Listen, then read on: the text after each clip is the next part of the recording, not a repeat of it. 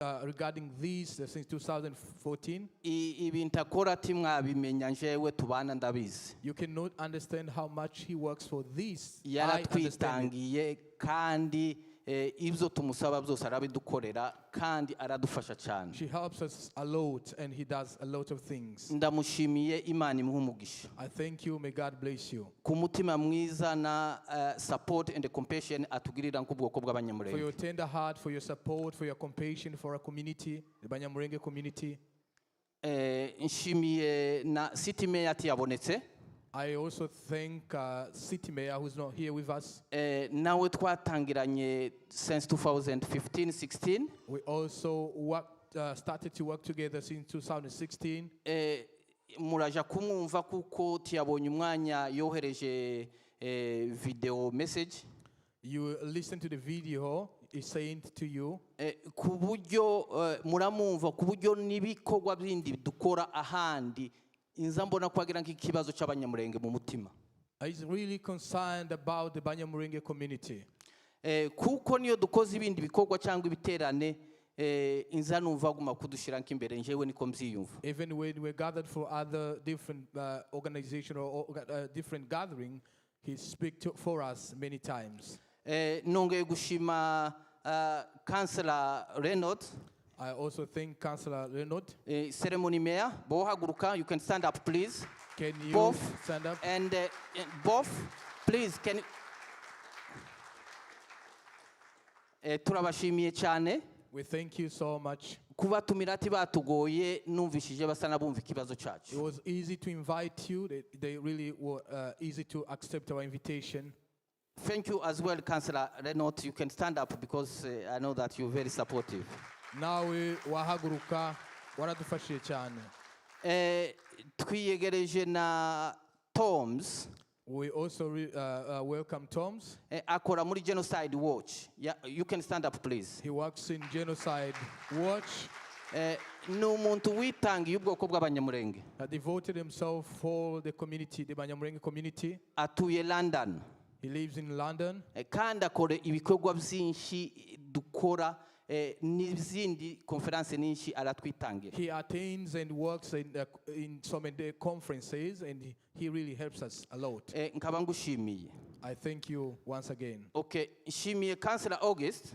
I thank Councillor August. Ibiterane byose dukora hano, most of them we do here in Manchester or in Salford regarding Banyamulenge.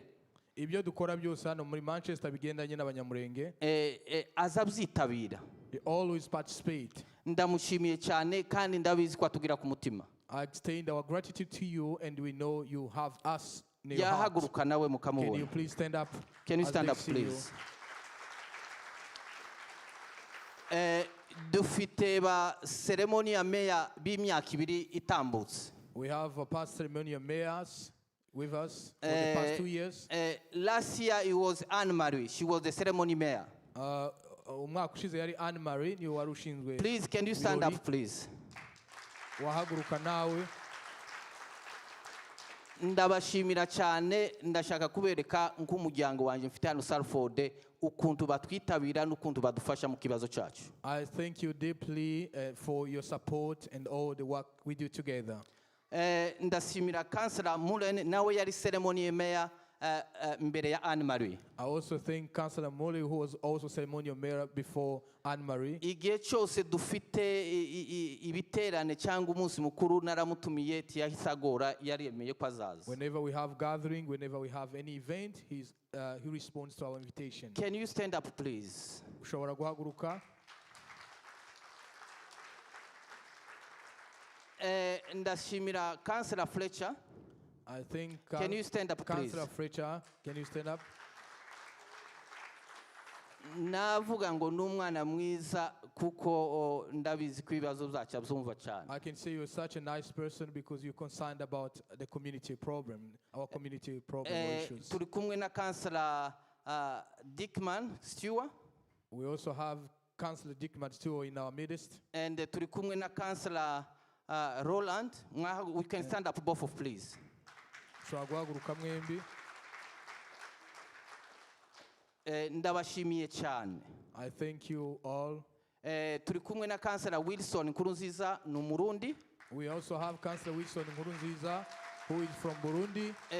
Turakorana nawe kandi twembi turi aba councillor. We work together and I myself am a councillor. Kandi bino bintu twakomeje kubikurikirana hamwe nawe kandi dufashijwe n'abano bantu dukorana. We've been following closely all this together with him. Rero abandi turakomeza tubiyegereza abaza nyuma. We will keep mentioning those people who came after, who will come after. Ko icyo nshaka kubereka n'ukuntu umuryango wacu hano Salford batwitaho kandi badufasha mu kibazo cyacu dufite kandi barakizi. I just want to show you how much they care about you, about our problem here in Salford. They are there for you. Thank you for all. Mwakoze mwese. Ernest. Okay, I think the next step is Ernest, who's going to give us the background of our history. Okay. Thank you.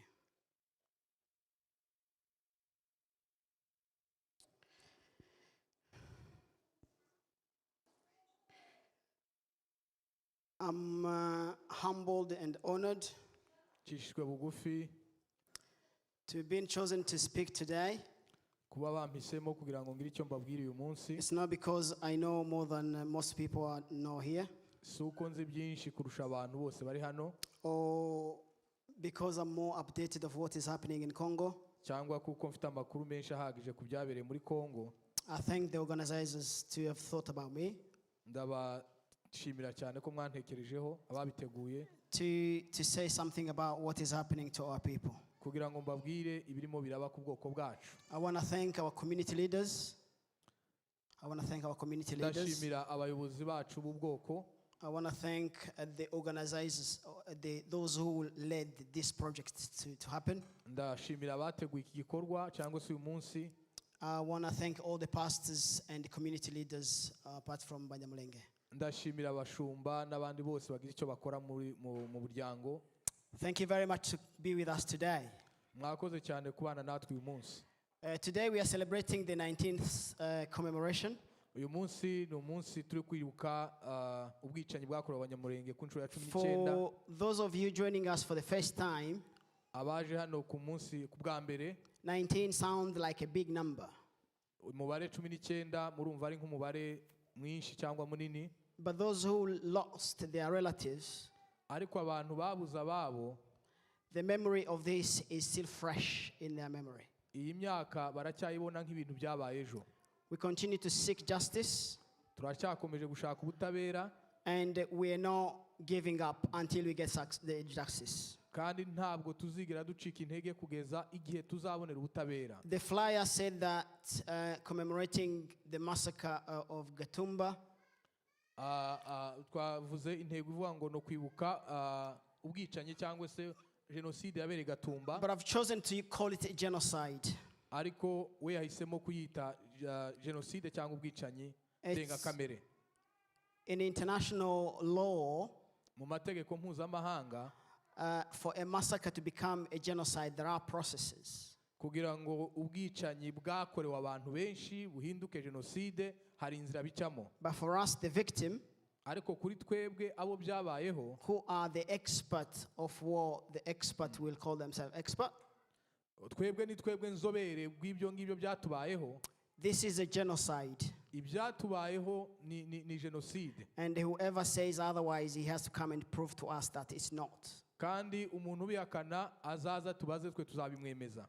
I'm going to apologize for survivors of Gatumba, Ndagira ngo nsabe imbabazi abacitse ku icumu mu Gatumba, because some of the images we'll be using today kuko bimwe mu mashusho yagomba kuba hano uyu munsi have a different meaning to them, ashobora kuba hari ibyo abasobanurira cyangwa bibutsa, because they lived the event. kuko ibyo tubereka bo babibayemo. We are seeing the pictures of burned corpses, turimo turabona amashusho y'imirambo yatwiswe, but they know these people. ariko bo aba bantu ni bene wabo, ni bakuru babo barabazi. They lived together.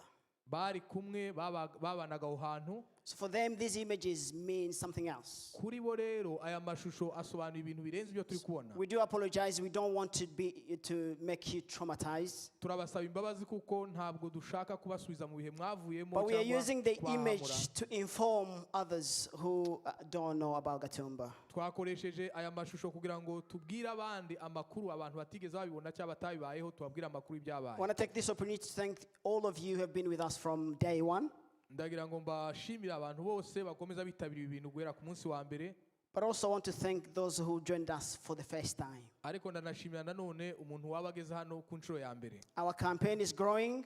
turacyakomeje gushishikariza abantu We will get justice. We will get justice. kandi tuzabona ubutabera. Gatumba is an event that happened in Burundi. Gatumba ni ahantu mu Burundi. When I was told to talk about our historical background that led to Gatumba, ubwo bansabye kuvuga amateka yacu mbijanisha n'ibyabereye mu I Gatumba, thought of giving you the background of what has happened before Gatumba ndagira ngo mbabwire mu ncamake niki cyabayeho mbere ya Gatumba, and what actually happened in Gatumba, noneho tuze kuvuga niki cyabaye Gatumba, and then what happened after Gatumba. hanyuma nyuma ya Gatumba ho byagenze gute. I'm going to ask the person who's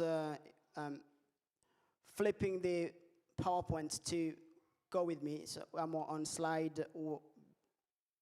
Umuntu uri kudufasha, Can you go to the next slide, mashusho, please? Thank you.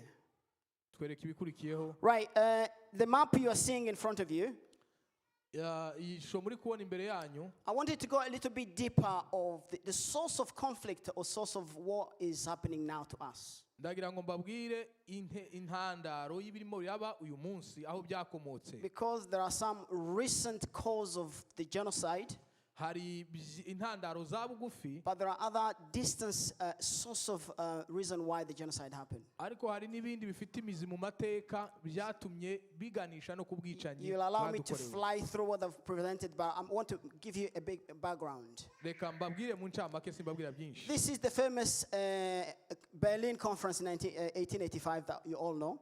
iyi ni inama yabereye i Berlin muri 1985 murabyibuka, When the West wanted to divide Africa. igihe abera bashakaga gucamo Afurika no kuyigabana. Africa was one massive land Afurika wari umugabane umwe with munini, kingdoms without official borders. wari ufite amami atandukanye badafite n'imipaka hagati yabo. And the West, to avoid conflict among themselves, abera baje batangira kubaremamo amacakubiri, they divide Africa into countries. batangira kugabanyamo Afurika ibihugu bitandukanye. So the countries were born then, aho rero niho ibihugu byatangiye kuvukira byitwa ibihugu, and the border were created, hanyuma bashiraho imipaka where you could find your relative. He is my relative. washobora gusanga umuvandimwe wawe ari ku ruhande rumwe, But because the West has decided to put an artificial line between us two, ariko kubera ko abanyaburayi bari barahisemo gushiramo imipaka hagati, he became a Congolese. uyu nguyu wari kuri uru ruhande agahita ahinduka umukongomani, Then I became a Rwandan. nawe agahinduka umunyarwanda akitwa umunyarwanda. That happened all over Africa. ibyo byabaye mu bihugu byinshi bya Afurika. And it affects people mostly living at the borders, ibyo rero byagiye bigira ingaruka ku bantu cyane cyane baturiye imipaka. which is our case, Banyamulenge. ibyo nibyo byatubayeho twebwe nk'abanyamurenge. But the story wasn't as bad as it is now. ariko nyamara ntacyo byari bitwaye cyane kugeza uyu munsi, kugeza igihe byabereye bibi. I'm going to go quickly to very recent years, like 1960s. reka mbabwire gato ibyabaye muri za 60. But before I go there, who are Banyamulenge? ariko mbere yuko mvuga ibyo, abanyamurenge ni bantu ki? Documented facts show that Banyamulenge are Congolese. amateka agaragaza ko abanyamurenge ari abakongomani.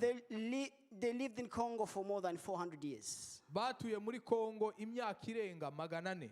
They speak a language which is a mixture of Kinyarwanda, bavuga ururimi ruvanze n'ikinyarwanda, Kirundi, ruvanze ikinyarwanda n'ikirundi, Swahili, igiswahili, even some borrowed word from other local tribes' languages, ndetse hari abagerageza no kuvuga indimi zisa and n'iz'abaturanyi French babo, and English. ndetse bavuga n'icyongereza n'igifaransa. All these languages combined make up Kinyamulenge.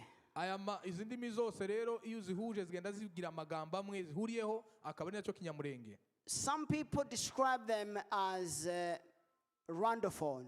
Hari ababita ko ari Abanyarwanda because they speak a language which sounds more like Kinyarwanda. bashingiye ko bavuga ururimi rwenda gusa n'Ikinyarwanda. Others call them Tutsis. Hari abavuga ko ari Abatutsi, but they lived in Congo for many years. ariko batuye muri Kongo, bagize imyaka myinshi batuye muri Kongo. Historically, they were nomadic people.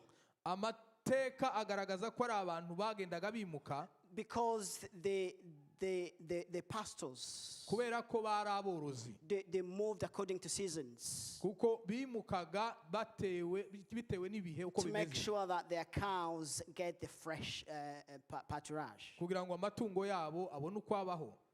Now, I'm going to zoom until 1960s. Tugiye rero tunyarutse muri za 60. There was a civil war in Congo habaye intambara hagati y'abaturage muri Kongo known as Mulele.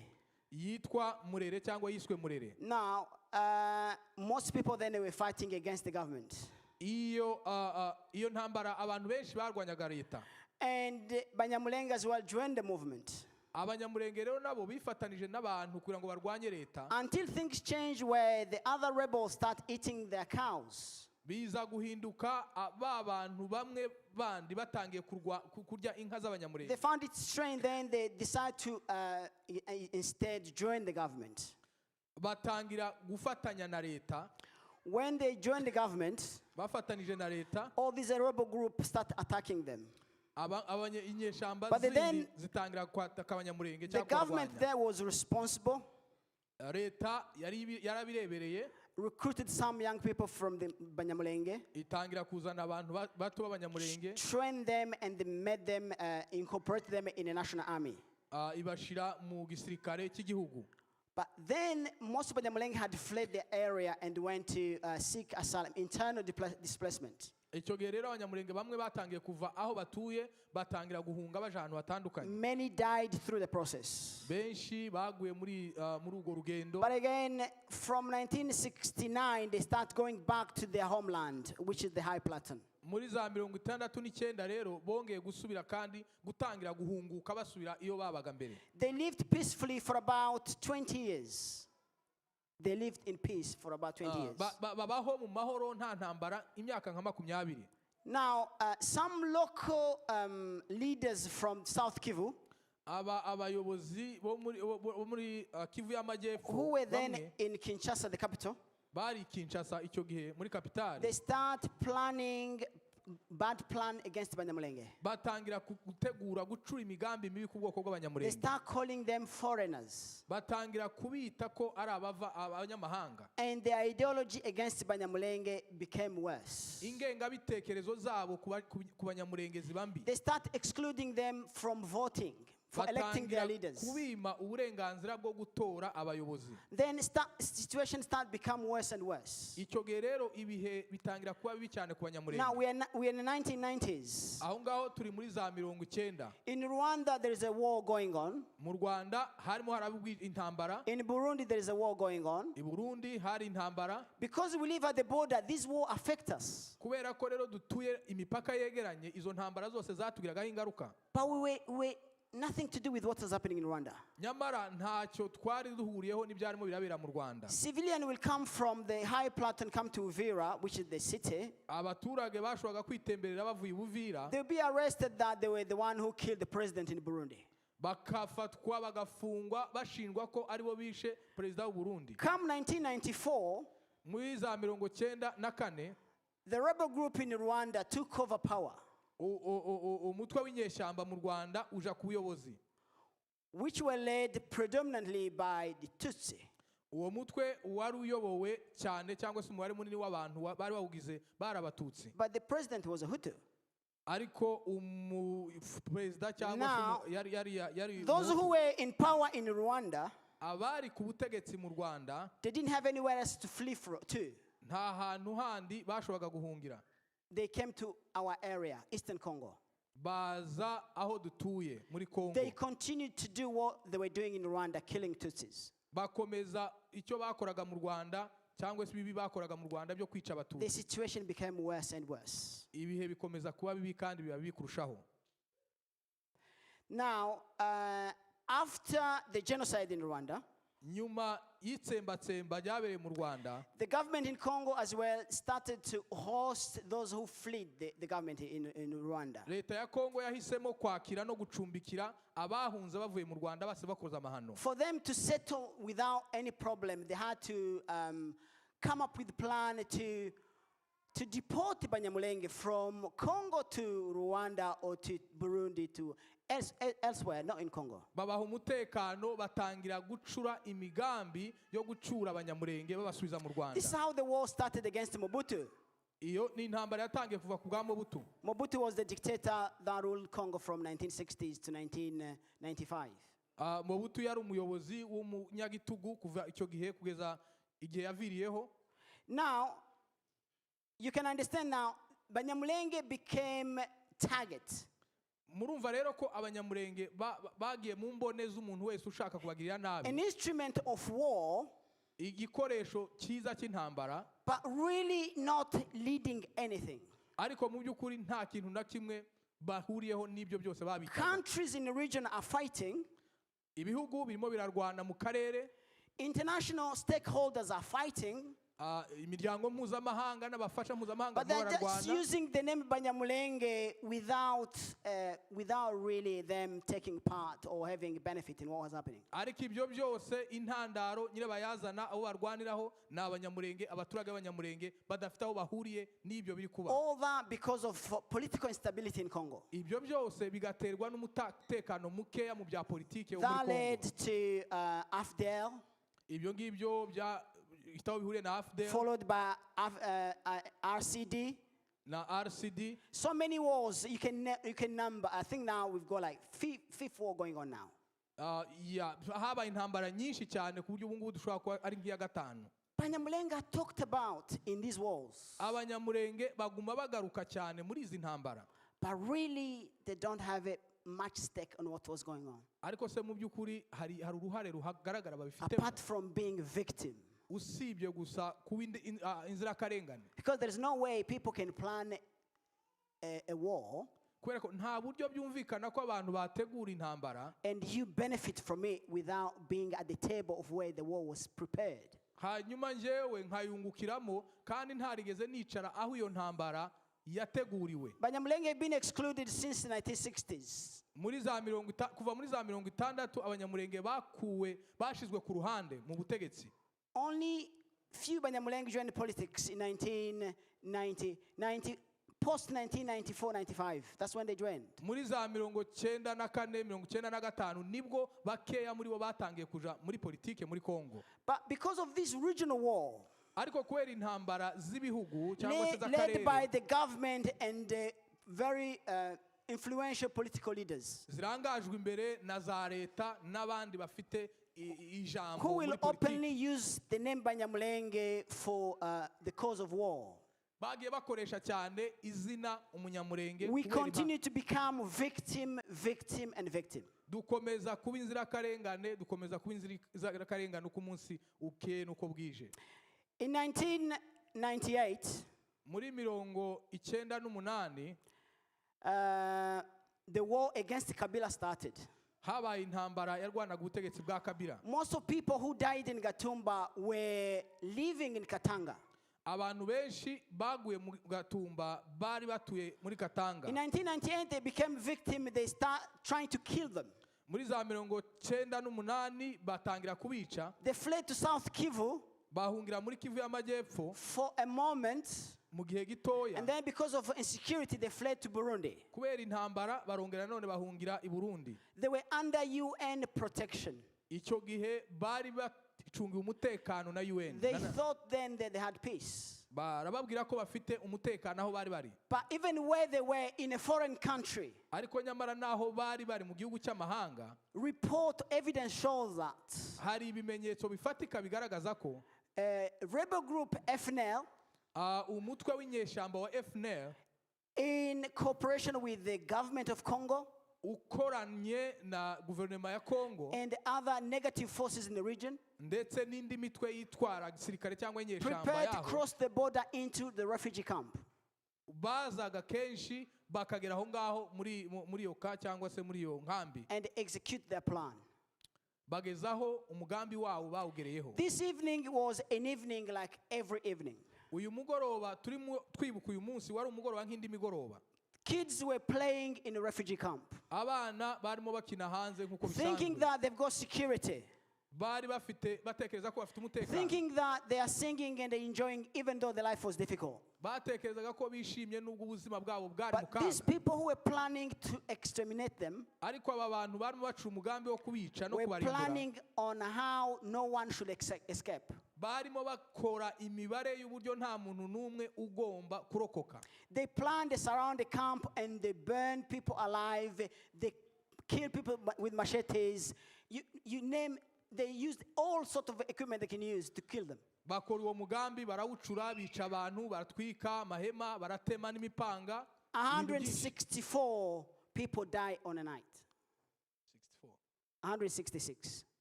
Abantu byibuze 166 barapfa muri iryo joro. Died on that night. Ijoro rimwe.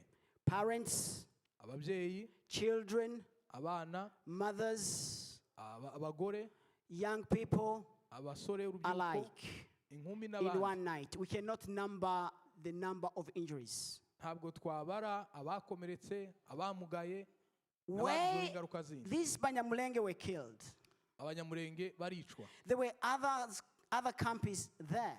Hari abandi bantu bari baturanye nabo muri iyo nkambi.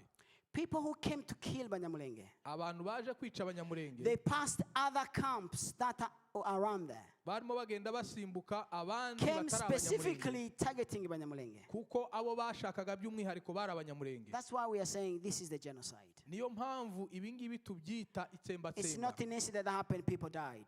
Ntabwo ari abantu bapfuye They were kubw'impanuka. targeted Ni abantu babariwe gupfa babishyize muri gahunda. and they killed them. Barabibaze barabitegura barabica. Things didn't stop there. Ntabwo byahagarariye aho. Even today, Kugeza n'uyu munsi it's still going on. biracyakomeje. Banyamulenge are being killed Abanyamurenge baracyarimo bicwa wherever they are. aho bari hose. It's not only in South Kivu. Ntabwo ari muri Kivu If y'Amajyepfo they gusa. found you in Katanga, they will kill you. Muri Katanga In nibakusanga Kinshasa, they will barakwica. kill you. Uri Kinshasa barakwica. Whichever province you go, they will kill you. Agace kose wakwisangamo bakwica isaha iyo ari yo yose. We are calling upon international community Turahamagarira imiryango mpuzamahanga to do something before it's too late. kugira ngo bagire icyo bakora butarira hakiri There is kare. a genocide going on, Hari itsembatsemba ririmo riraba not spoken about. kandi ritavugwa. And the government of Congo Leta ya Kongo is somehow behind it. iri inyuma y'ubwo bwicanyi. Because the recent event from 2017 to now, Hari ibimenyetso byo kuva muri 2016 most kugeza uyu villages munsi. in high plateau karindwi. have been destroyed. Hari ibintu byabaye byinshi, amazu arasenywa, People have been looted, they've been refugees internally. abantu barahunze baba impunzi mu And gihugu. these atrocities are happening near military deployment. Kandi ibyo byose n'ubwo bwicanyi bukaba hafi y'ahari ikigo cya gisirikare. And they are not doing anything. Nyamara nta kirimo kirakorwa. In fact, they are working in cooperation with the militias Nyamara ahubwo usanga barimo barakorana to n'ibyo nyeshyamba execute the genocide plan. kugira ngo umugambi wabo w'itsembatsemba Our ugerweho. campaign goes on. Turacyakomeje gutakamba, We know where near to stop. ntabwo tuzanahagarika. We'll continue to talk this until even our children will follow through. Tuzakomeza tubivuge, dutakambe, ndetse n'abana bacu bazabivuga. We thank you for joining our campaign.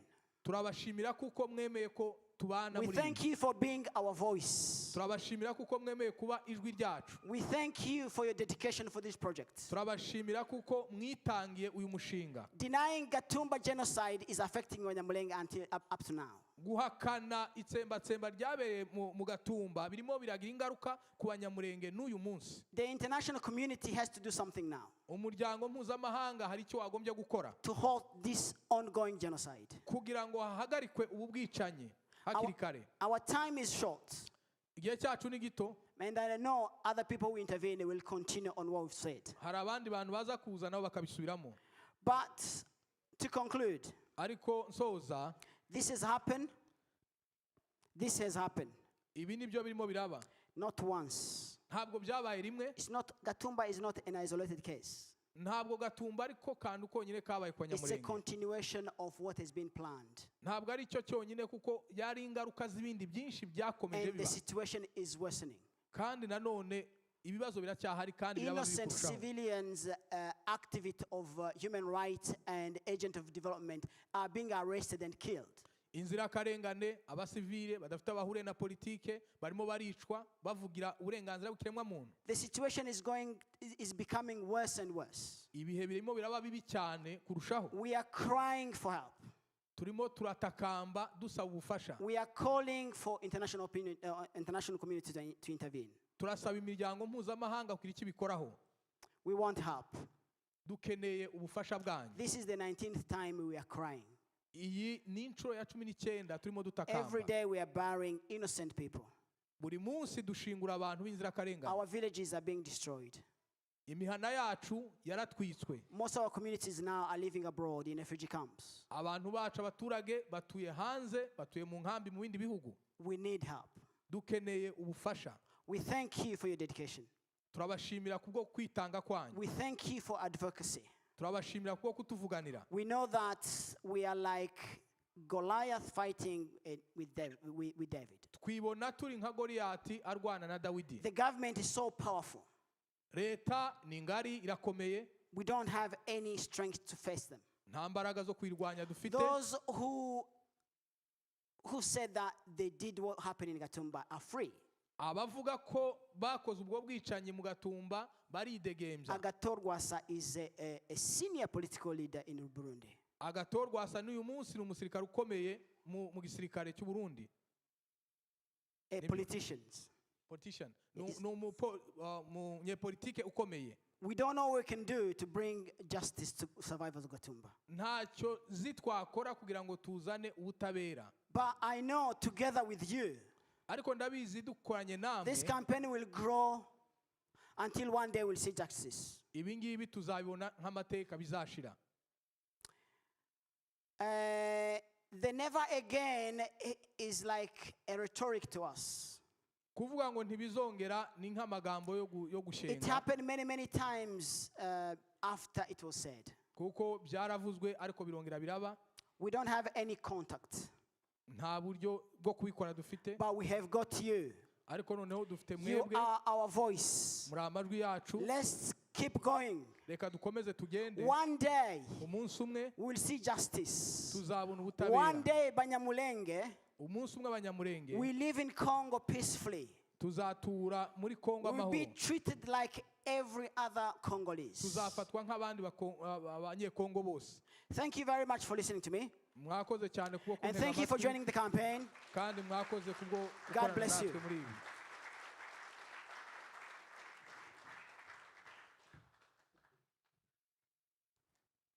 Arakoze Bishop Ernest.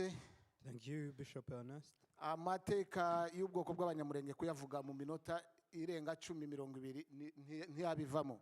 It's nearly enough impossible to speak of the history of Banyamulenge in just a short time. Umva ko yatangiriye muri za 60 ariko yagiye yaca hejuru. You see, he started in the 1960s, but he went very fast. Rero icyo mbwira abana bari hano batoya baba baje hano. So what I can tell to young people who are here, ntimucike intege ngo mwumve ko twahuye n'ibibazo tuja mu mateka mabi. don't be discouraged and think we went through bad history. Kuyategera ni byiza ariko mugatekereza uko tugomba kuziyubaka nyuma yebi. Yes, you have to listen to the history, but think of how we can come out of that bad history. Buri gihe umuntu wese yarengana ategerezwa no gushaka imbaraga zo kwirenganura. If you're being afflicted, you have to find strength to come out of that affliction. Reka nanone dukomeze murambabarira kuko nibagiwe kandi aribo twakagombye guheraho kwiyegereza. You forgive me, we are going to welcome those. Dufite abarescape. We have survivors. Bacitse ku icumu babaye mu bibazo. Survivors who went through this. barashwe bagakomereka, Some were shot and were wounded. bakuwe mu ntumbi z'abandi. Some were taken out of dead bodies. Ni ukuri ntimugire ngo twabibagiwe, hari igihe ibintu biducaho ariko tuba tubafite ku mitima dutekereza n'ububabare mwagize. Yet we did not forget you. We think of you and we think of your pain. Rero nimuhaguruke tubiyegereze. So please stand up so we can welcome you, all the survivors. Pastor Kirayi na famiye yiwe nibahaguruke n'abandi Pastor bose Kirai babaye. and family and all those who survived. Murakoze cyane ku bantu babaye mu Gatumba, mwihangane.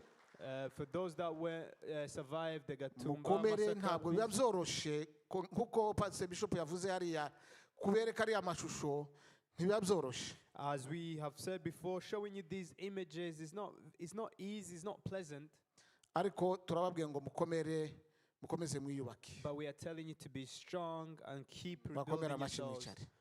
You may be sat down. Reka mbabwire ku kantu gatoya ku byabaye mu Gatumba. Let me give you a short testimony of what happened in Gatumba. Duhunga tuva muri Kongo, intambara yabaye muri Kongo barimo baduhiga. When we fled from Congo in the war, Twambutse, bamwe bambukiye Uvira, abandi twambukira mu ntara ya Kibitoki. some crossed over from Uvira, and then others crossed over from Kibitoki in Burundi. Yes. Twebwe tugeze mu Kibitoki. When they reached the place called Kibitoki in Burundi, Inkambi yacu bayivanze n'amoko yandi yose. our camp was mixed with other people, other Congolese. Ariko abantu baza gupfa mu Gatumba, But when people died in Gatumba, twikanze amajoro abiri bakatubwira ngo baje kutwica, tugashaka amakuru avuye tukayabura. we were afraid in our own camp because we heard news that they were also coming to kill us as well. Twaje kumenya amakuru kuko babuze uko badutandukanya, kubera ko twari mixe twese, babura uko badutandukanya, bahitamo kuja gutera mu Gatumba. But the reason truly that we did not die is because our camp was a mixed camp, so they found it very difficult to separate us with other people so they can kill us. Twamenye amakuru kubera ko twikanze inshuro zirenga nka zitatu, twari ducungiriwe n'abasirikare ba ONIB, bakaza bakatubwira ati se niki, baratubwiye ngo baje kutwica. Ariko nyuma muri iyo minsi ibiri abantu bo mu Gatumba barapfa, kuko bo Gatumba bari baragize inkambi, abanyamurenge babashira ukwabo. Hariho n'izindi nkambi zirimo abavuga ururimi rw'igipfurero n'ababembe. Abo bantu ntibakozweho. So we were afraid for our lives because we heard these rumors that they were coming to kill us. And the reason why Gatumba, the camp in Gatumba was really attacked, they were separated. The Banyamulenge was by themselves, and all the other tribes of Congolese were by themselves as well. Igituma mbivuze niki? Why did I say this? Pasiteri Habimana bamubaza mu banyamakuru, pasiteri niwe wari umuvugizi wa FNL. Pastor Habimana was the spokesperson of FNL. Ngo bamubaze kuri BBC, aravuga ngo bakurikiye umwanzi ngo mwikambi. They asked him why has this taken place, and he Ngo said barwanye as a n'umwanzi spokesman, ngo ahungira ngo mwikambi they bamukurikirayo. were following the enemy in the camps. They were fighting the enemy and they followed them in the camps, that he said. Ariko twari mu Kibitoki, na hantu hari ibirometero bigera nko kuri 200. But in our camp in Chibitoki was almost 200 kilometers from Yari Gatumba. target nabo kubica. It was also targeted to kill people there. Umwanzi wari wajemo barimo barwana yari ari hehe, wari waje muri iyo nkambi yindi. But who was really the enemy that they were targeting? Rero hari abantu bazategera amakuru bakumva ko ibyo FNL irimo yidefanda, bakumva ko ari ukuri. So there's some people hear the news and they think what FNL said at the time that they were following the enemy is the truth, really, which is not true. Abantu baguye mu Gatumba bari impunzi, batarimo n'umuntu w'umusirikare, batarimo bari bahamaze iminsi haseri bazi. People who died in Gatumba were just normal civilians. They were not soldiers. They were just refugees that were under the hospice of UNHCR. Yeah. Murakoze cyane. Rero reka dutambutse abantu babiri. So we were going to babacika cumu kugira ngo baduhe ubuhamya buto. Hanyuma nitubirangiza turaza gukurikirana film, tuze gufata umwanya mutoya wo kwibuka abantu bacu. We're going to welcome two survivors to give us a testimony, and then once they're done, we're going to follow a short film, and then we're going to continue. Karibu Pastor Kirayi na mugenzi we bari kumwe baze. You're welcome, Pastor Kirayi, to give us a testimony, and the other person as well.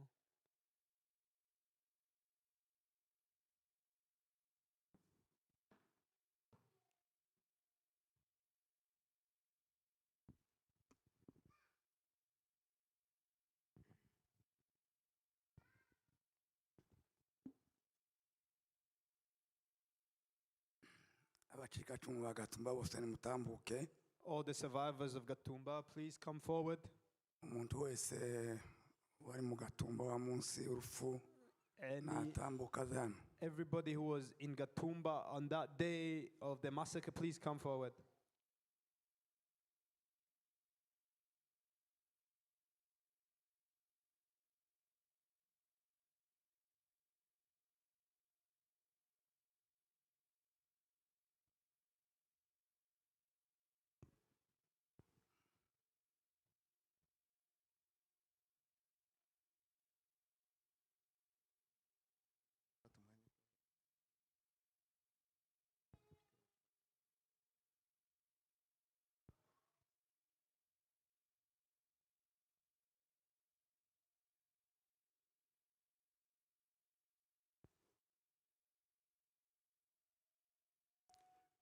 Penina ntawuri hano. Penina, is she here? Nanyi na Safari ntawurashika. Ntibarashika bombi.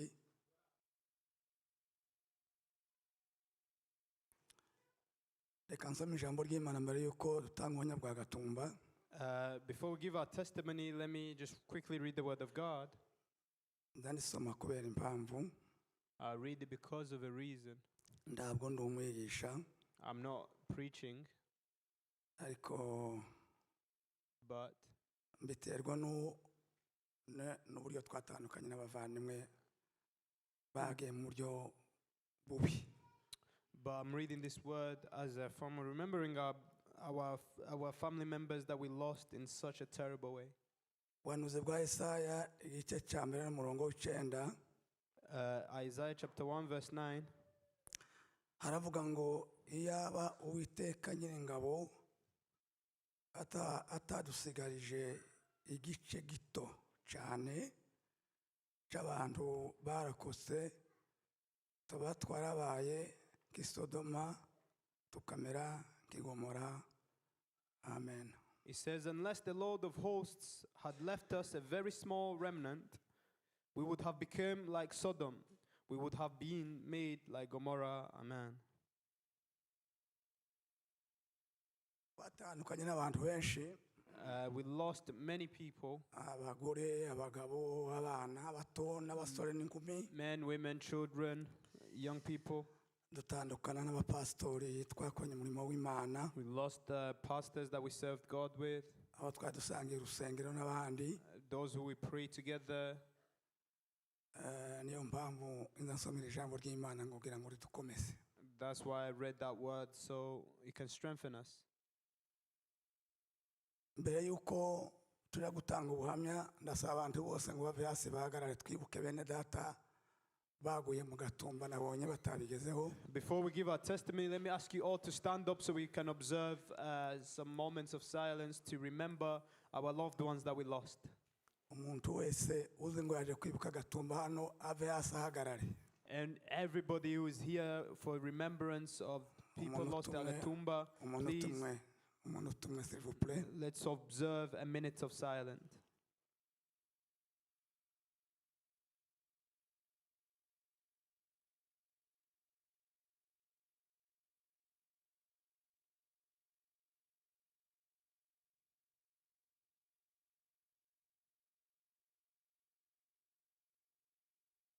Murakoze cyane mwicare hasi. You may be seated.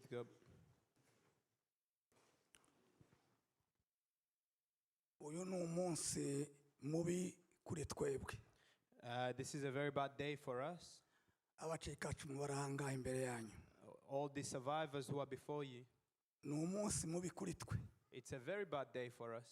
Ariko namwe ubwoko bwacu rusange. But you, our people also, Namwe ni umunsi mubi. it's also a very bad day for you. Niba uriho none If you are alive today wumva uguwe neza uri muri UK, and you live in the UK and you feel well, ukagera ku byo ushaka gukora and you achieve whatever you want to achieve, uzayibuka ko hari abandi bapfuye bazize ubusa remember that there are those who died for no reason at all. bazize uko basa iyi sura yanje nawe They died because they look like me and you. nta cyaha bari bakoze There was no sin that they had committed. ni icyo bazize They just died because of that. kandi biri mu kuntangaza njyewe sinzi And it amazes me. abantu bari muri yuke murebe namwe pasiteri yabivuze The people, Manase, all the people who live here in the UK, urebe nk'abantu bari aha ngaha muri iyi sare n'abantu bari kuva muri London kugeza hano kino gihugu cyose look at the people who have came here today, but imagine the people who live in this country. abantu baricaye mbago yabo wasanga bamwe bicaye abandi biryamiye Some of them did not bother coming today. They're home. Others are sleeping. batekereza konti zabo gusa ko zizamuka The ibintu only nk'ibyo thing- ngibyo They only think of their bank accounts. ariko uze But- wibuka Remembering, ko n'abagiye nta cyaha bari bakoze remembering those who left us without doing any wrong.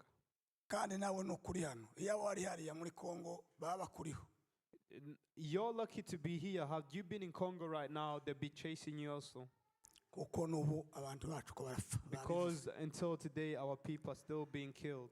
reka tuzatinze mbaheze ubuhamya bwa Gatumba So let me quickly go through my testimony of Gatumba. ninje ubutanga nje nyine kuko sinzi ibintu bya Gatumba uko twabitangiye ko biragenda bihindura isura I'm going to give the testimony by myself. When we started this, it looks like it's changing. kubwira umuntu wakize kwicura mu Gatumba wabonye rya joro twabayemo To tell somebody who remembers Gatumba, who survived that night that we survived, ukamubwira ngo navuga iminota 10 and you tell them to just speak for 10 minutes, iminota 10 ntayibaho you cannot speak, you cannot give testimony for 10 minutes, you cannot recount the stories for in just 10 minutes. kandi ndibaza kuko icyatuzanye aha ngaha And I think that the reason why we are here ni ukwibuka bene data baguye mu Gatumba is to remember our family members that we lost in Gatumba, no kubaheza amakuru y'ukuri y'ukuntu abantu bapfuye and to give you the truth and facts of how people died. abantu bari mugenda bavuga ibintu byinshi bitari mu kuri ariko uyu munsi kugira ngo tubaheze urupfu rw'abantu ko bapfuye mu Gatumba There's so many people who are spreading lies, so we are here today to tell you the truth of exactly what happened. ugasanga icyo kintu reka tuje muri mu buhamya So let's go quickly through our testimony. ndavuga mu bice bitatu I'll speak in 3 parts. igice cya mbere twavuye i Buvira ku minsi 9 y'ukwezi k'umunani muri 2004 We left Uvira on the 9th of August in 2004. twambuka duhunze intambara z'abasirikari bonyine bari bahindukanye We fled the war between the army of Congo was fighting amongst each other, and we fled. bahaye barwana bonyine They were fighting amongst each other. baratubwira abasirikare bati nimwe nk'umuhunga muje Burundi hafi And they asked us to flee and go to Burundi because it was bordering, it was ati kuko nearby, intambara yakomeye because the war was getting tough. nabo barahunze And some of them even fled with us. bamaze guhunga And when they fled, turahunga twese umunyamurenge wari Buvira wese yarahunze every Munyamurenge that was in Uvira fled as well. tuje mu Gatumba hariya ko mwumva We went in the place called Gatumba, as you have heard. HCR yatwakira UNHCR received us, itwakira inkambi ya transit mu Gatumba and they gave us like a transit camp in Gatumba. baratubwira bati noneho mwebwe muri abakongomani They told us, you are Congolese. umve tubabwire inkambi ya Gatumba inkambi y'u Burundi iba Gasorwe Muyinga The camp of the Congolese people here in Burundi is in Muyinga, in another province. niyo nkambi nationale twatwakiramwo impunzi That's the national camp that receives all the refugees. ati none ga But now, nimwitegure tubajana be prepared. We are going to take you to that camp. ubu bwari ubwa kabiri duhunga That was the second time we had fled Congo. ubwa mbere twarahunze tumara iyinga rimwe mu Gatumba The first time we had fled to Gatumba, and we spent just a week. intambara kandi ari iy'abasirikari n'abamayimayi. That was the first war in Congo with the army and the Mai Mai rebels. ubutegetsi buzana imbaraga bwirukana mayimayi dusubira Uvira tumaze yinga rimwe. And then after 1 week, the peace returned to the region of Vira, and we went back. turababwira ngo ni mutwihanganire tuko turitegura ariko ari nk'amahimba And they told us, please bear with us. We are preparing ourselves. kugira ngo turebe ko yenda bizahindura isura tugasubira Uvira. So we told them we don't want to go to that national camp. Just bear with us. Let's see how the situation is in Congo. Maybe there'll come peace, and then we'll go back to Congo. tuti mutwihanganire yinga rimwe twitegure tuzagenda nta kibazo. And we told them, please bear with us just a week, and then we can go. It's fine. noneho And then baratwihanganira yinga nka rimwe irya kabiri baragaruka. they honored our wishes. They waited for 1 week, and then they came back on the second week. haza abakozi ba HCR bane, 4 workers of UNHCR came, abagore babiri 2 women n'abasore babiri and b'abahungu. 2 young men. baraduhamagara. They called us. komite ya Gatumba nari nirimo. I was in the committee of the refugees in Gatumba. baratubwira bati mwumve tubabwire. They told us, listen, iyi ngambo uko twababwiye ni transite abakongomani boza bakabica. this camp that you have here is a temporary camp. The Congolese can cross over anytime and kill you kuko muri ku mupaka. because you are on the border. bati none ga turaje ngo ejo mu gitondo usana imodoka zibatoreze bajane igasorwe mu nkambi nationale. So we are coming to tell you that tomorrow morning we have prepared cars who are going to come and take you to the camp in Muyinga in another province. tubasubije kwa kundi twababwiye. But we told them, no, we don't want to go there. turemera ko nimutwihanganire muduheze yinga rimwe gusa. Please bear with us. Give us 1 week. Maybe the situation in Congo will be sorted. bama bahindura isura. They changed their faces. bari bana bene wacu ariko ndaho tuhavuke. bama bahindura isura. They changed their faces, bararakara bakaza bajuguma. and they got angry, and they were almost shaking. baratubwira ati mwumve tubabwire. And they said, listen, let's listen. mbabwije ukuri ko twapfuye babizi. I'm telling you the truth. We died, and they knew about it. baratubwira ngo muhanze kugenda. They said, you're refusing to go, ngo ariko amaraso yanyu but your blood, nimugira ico mubaza babeho. if anything happens to you, it shall be on your head. mwumva abo bahaye mwirukankaho aho ntiwavuge. mwumva abo ngabo muhaye mwirukankaho. So that was the situation. saba bene wacu ko aribo dutegereje bigenze gute. And we said, these are the people we are trusting to help us. What's the sudden change? twasibye umunsi umwe niba atari ibiri. And after they left, a day or 2, maybe 3 days after they left us, saa yine za nijoro baraturasa baratwica. at 10 p.m., they started shooting at us and started killing us. saa yine z'ijoro nari mfite isaha. I had my watch on. It was 10 p.m. baraturasa They started shooting at our camp. kandi batababarira. And without mercy, umuntu ukivuga ngo Gatumba ni massacre, anybody that says Gatumba is a massacre, nubona ndi iruhande rwawe ntukavuge iryo jambo. if you see me next to you, don't use that word.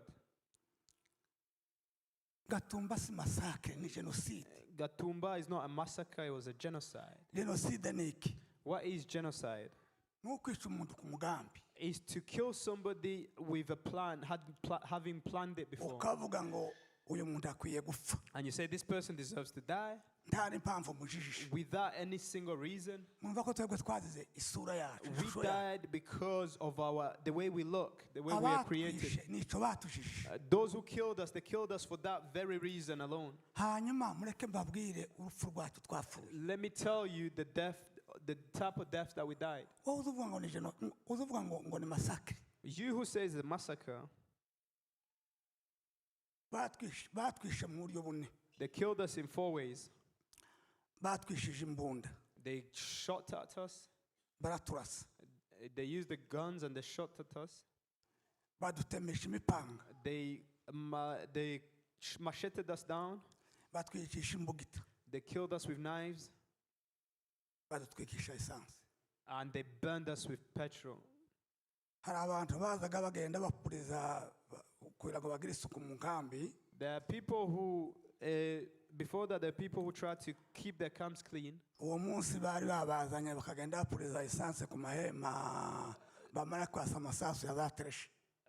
That day before the killings took place, early in the day they had went around the camp spraying petrol and on the tents that people lived in. Amahema akagurumana n'abarimo bose. And when they shot at these tents, it just set ablaze. It was the whole place caught fire. Urwo ni urupfu twafuye mu Gatumba. That's the type of deaths we died in Gatumba. Iyo niyo jenoside twakorewe mu Gatumba. That's the genocide we suffered in Gatumba. Murabona ishusho yamwe hariya mu mafoto baberetse. As you can see the images on the screen, Bishwe na esanse. people were burned with petrol. Ntibaza bamenyekana uzubona gusa nk'igicucu. Somebody who has been Banye basha bahinduka ibishirirwa kandi sinzi ukuntu bameze. some people when somebody is burned with petrol, you cannot recognize them. They become like charcoal. Umugabo ngo ni Gasosi ni mwene wacu n'umuhimuzi yenda bari hano baramuzi. There was a certain man, maybe some of you know him here. Ishusho yiwe irababaje. If you see his image, is very painful to look at. N'abandi bafanye. And those who died with him. Tuba turapfuye. We died like that. Tuba turarashwe. We were shot at like that. Tuba turatemaguwe. We were macheted down like that.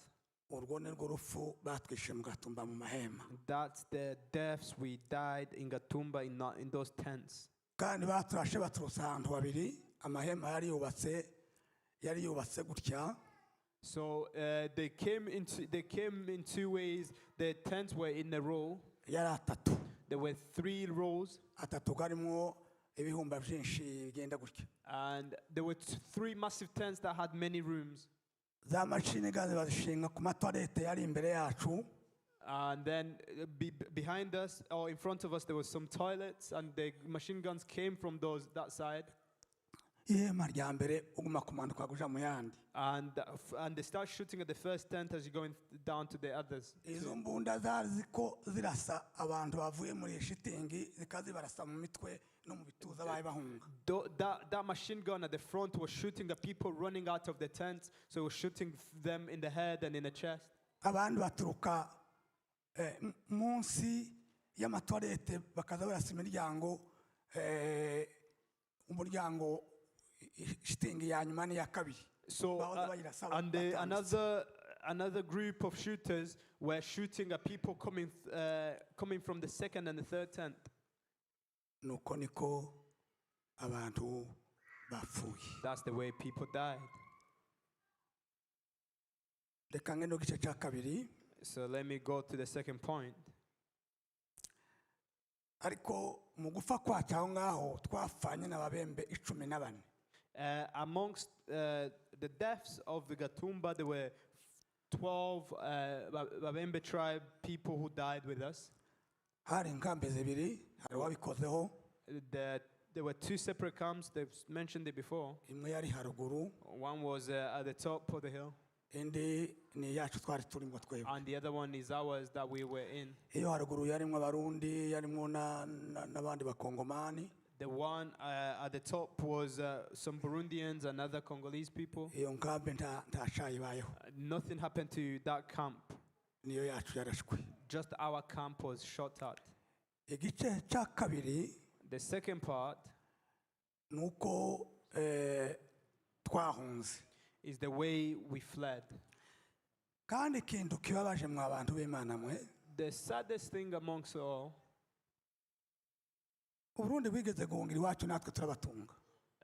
The Burundians fled once to Congo and we took care of them. Ariko twafuye mu Gatumba hari inkambi zibiri z'abasirikare. But we died in Gatumba, yet there was 2 army camps nearby. Imwe yari munsi yacu. One was at the bottom of the hill where we were. Ikaba mu gisagara. Another was not too far away nearby. baturashe saa yine nta musikari wigeze utabara. And they shot at us from 10 p.m. There was no soldier that came to our rescue. N'abatanu twabanaga bagiye iruhande rwacu rw'amashitingi banye bahunga. And those, our neighbors who lived near our camps, they all fled and nobody came to our rescue. Ahubwo n'abana bacu bariko bahunga twari kudusanga barashwe mu mutima barashwe mu mitwe. But we found our sons having been shot in the head, in the heart. Icya kabiri kugira ngo tujye kurangiza ndabona uwacu yahagurutse hano. Quickly, the second. Twagiye dushanyira amahema kugira ngo turebe ku buryo twokira batari bapfuye. Those who hadn't been shot or burned, we tried to cut through the tents. Batangiye kuturasa mbwira abana ndababwira ngo muryame ntimwicare kandi mwirukanye ngo musohoke bari ku muryango barabarasa muryame hasi. I told my family in the tent that we're in, don't run outside because they're shooting at people, just lie down on the floor. Umwicanyi arasa urubariro rwa mbere n'urwa kabiri ku nzu. And they shot at our tent twice. Aho niho igitanda kiba kiri. Where the bed, nearby where the bed was. Ndababwira ngo muryame ntimwicare kandi. So I told all the children in the house, please lay down on the floor, don't go anywhere. Ubwo maze kubabwira barandasa. After I told them this, I was shot at. Ariko bandasa itako njyewe. I was shot in my thigh. Bantera fragment ahangaha. And then in the hand as well. He has a scar where they shot him. Barasa madame. They shot his wife. Bamunasa isasu ryinjiye ahangaha rizimira hano munsi y'ibere. And they shot him from the back, and the shot came the bullet came through under the breast here on the other side. No, atangira ndamubwira nti barandasha ariko ntubwira abana. I told my wife, I've been shot, but please don't tell the children. Ubwo nyine niwe baramurashe. And as soon as I said that to her, she was shot as well. Amasasu noneho ngo amuguma mu nda ntiyasohoka. And other bullets did not come out; they stayed inside. Avira mu nda. And she had an internal bleeding. Atangira gusa n'utabasha guhumeka. And she slowly began to lose consciousness. She couldn't breathe. Numva nyine bibaye nabi bamugiriye nabi. And I could see what had happened to her. We took our son, who was still young. I was with him.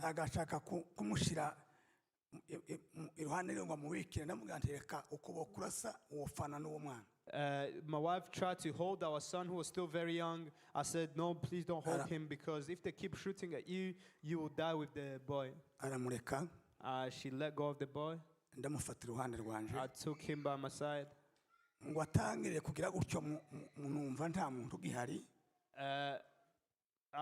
When I started touching him, I felt like he didn't have life.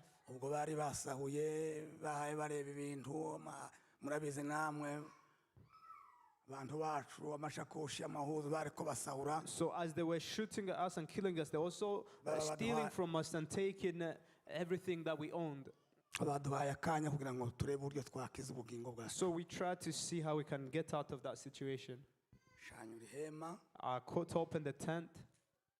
I left the tent with my son. I told the other children who were lying on the floor, please stand up. I was sitting on the tent. I took hold of the boy so he doesn't run away. So he doesn't get shot as he's running off. I told the rest of the children to stand up and to come. One of my daughters, Soleil, was very quickly. She jumped up very quickly and she came to me. Those who were killing us were coming back to check for any survivors so they can kill them as well. So I led my children and we fled. duca hepfo hari ibiraro by'inka z'abarundi. We went and nearby there was some barns, the Burundian barns of cows. Turengera mu Gatumba muri centre tujya kuri Tanganyika. We fled through the center of Gatumba and went to Lake Tanganyika. Ariko akanya gatoya turagaruka amasasa amaze gusa nashize. And after the shootings had quietened down, we came back.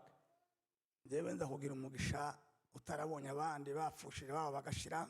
I was very lucky, had a blessing that many people didn't have. Sanga na madame nawe abana bamutoye bose baramuzana musanga muri centre tuje kureba kuko nta kantu ko bakasiga. I found that my wife had been picked up by other people and they had brought her to the center in her state. Kurangiza uko niko twakize mu Gatumba. So without taking too much time, that's how we survived in Gatumba. Igice cya gatatu na ni leta yaje kudutora mu gitondo. The third part, the government came to pick us up in the morning. Yaje kudutora mu gitondo tujyana mu bitaro. It came to pick us up in the morning and they took us to hospitals. Abantu baravurwa. People were treated. Ndetse bamwe baje Kenya. Some even went to Kenya. Na madame yari bari bamujyanyeyo. And others, even my wife had gone to Kenya. Nuko twakize mu Gatumba. That's how we survived in Gatumba. Ndabashimira baje kwibuka abavandimwe badusize. So I thank all of you who are here to remember our members that we lost. Imana baheze umugisha May mwagize God neza. bless you. Ariko namuze muheza Gatumba agaciro. But please give value to Gatumba. Wewe utaza kwibuka hano. You who don't come here to remember. Wigiriye nabi wenyine ibo baragiye rwararangiye ahubwo ni wowe wigiriye nabi wenyine. You're doing a disservice to yourself because those who died have already gone. Murakoze cyane. Thank you very much. twongeye kukubwira ngo mwihangane cyane. We are continuing to say, please be patient, be comforted. Ubutabera buzaruhaboneke. We finally get the justice. Tugiye kugera mu wundi mwanya nanone. Reka twakire Alexis aze adufashe kugira ngo twatse amabuji dukomeje gushaka ubutabera. Let's welcome Dufite Alexis to come abashyitsi and aza help us kutambutsa tonight. kugira ngo bakore icyo gikorwa natambuke hanyuma hari n'ikindi gikorwa nanone kiza gukurikiraho. Arakoze bagabo. Thank you, Bagabo. Gahunda ikurikira ndatekereza ko amasaha yatugiye. We're running short of time now. Turatekereza gukora ibintu twihuta. We're now doing things quickly. Kuko dufite n'abatumirwa twatumiye cyane dukeneye kubumva ijambo ryabo. Because we have the guest speakers, we want to hear from them. Ndasaba abari kuri technical team.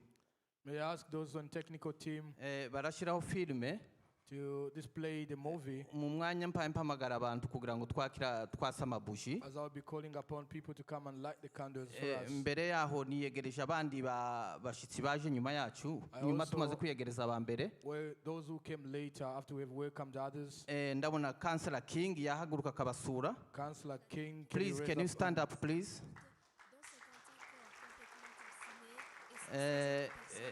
And I can see also Councillor Said Irfan. Can you stand up, please? I've been working with Irfan and Wilson since 2009. And 3 of us, we are councillor and we've been supporting the community. And thank you very much for all the support you've been providing. I've got my friend Bob from Ghana. Can you stand up, please? Thank you very much for your support. Yeah, and the film, I'm going to start, I'm going to put the ceremony, I'm going to do the light of candle, and then I can call everybody, the invite, which I invite as well to do the candle. Start. Yeah. Agiye gutangira hanyuma aza guhamagara n'abandi kugira ngo muze mu cane urumuri rw'icyizere cyangwa se urumuri rwo kwibuka.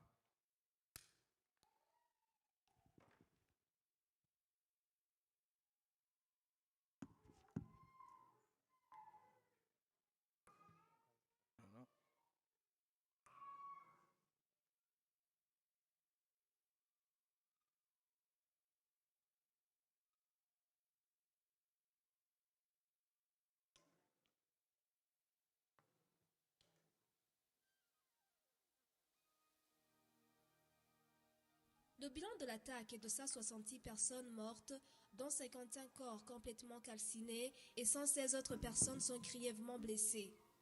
L'attaque dure environ 1h30. 11 tentes sur les 15 qui abritaient les réfugiés congolais sont brûlées, mais ceux de rapatriés burundais ne sont pas touchés. Aucun secours ne leur est venu en aide durant l'attaque.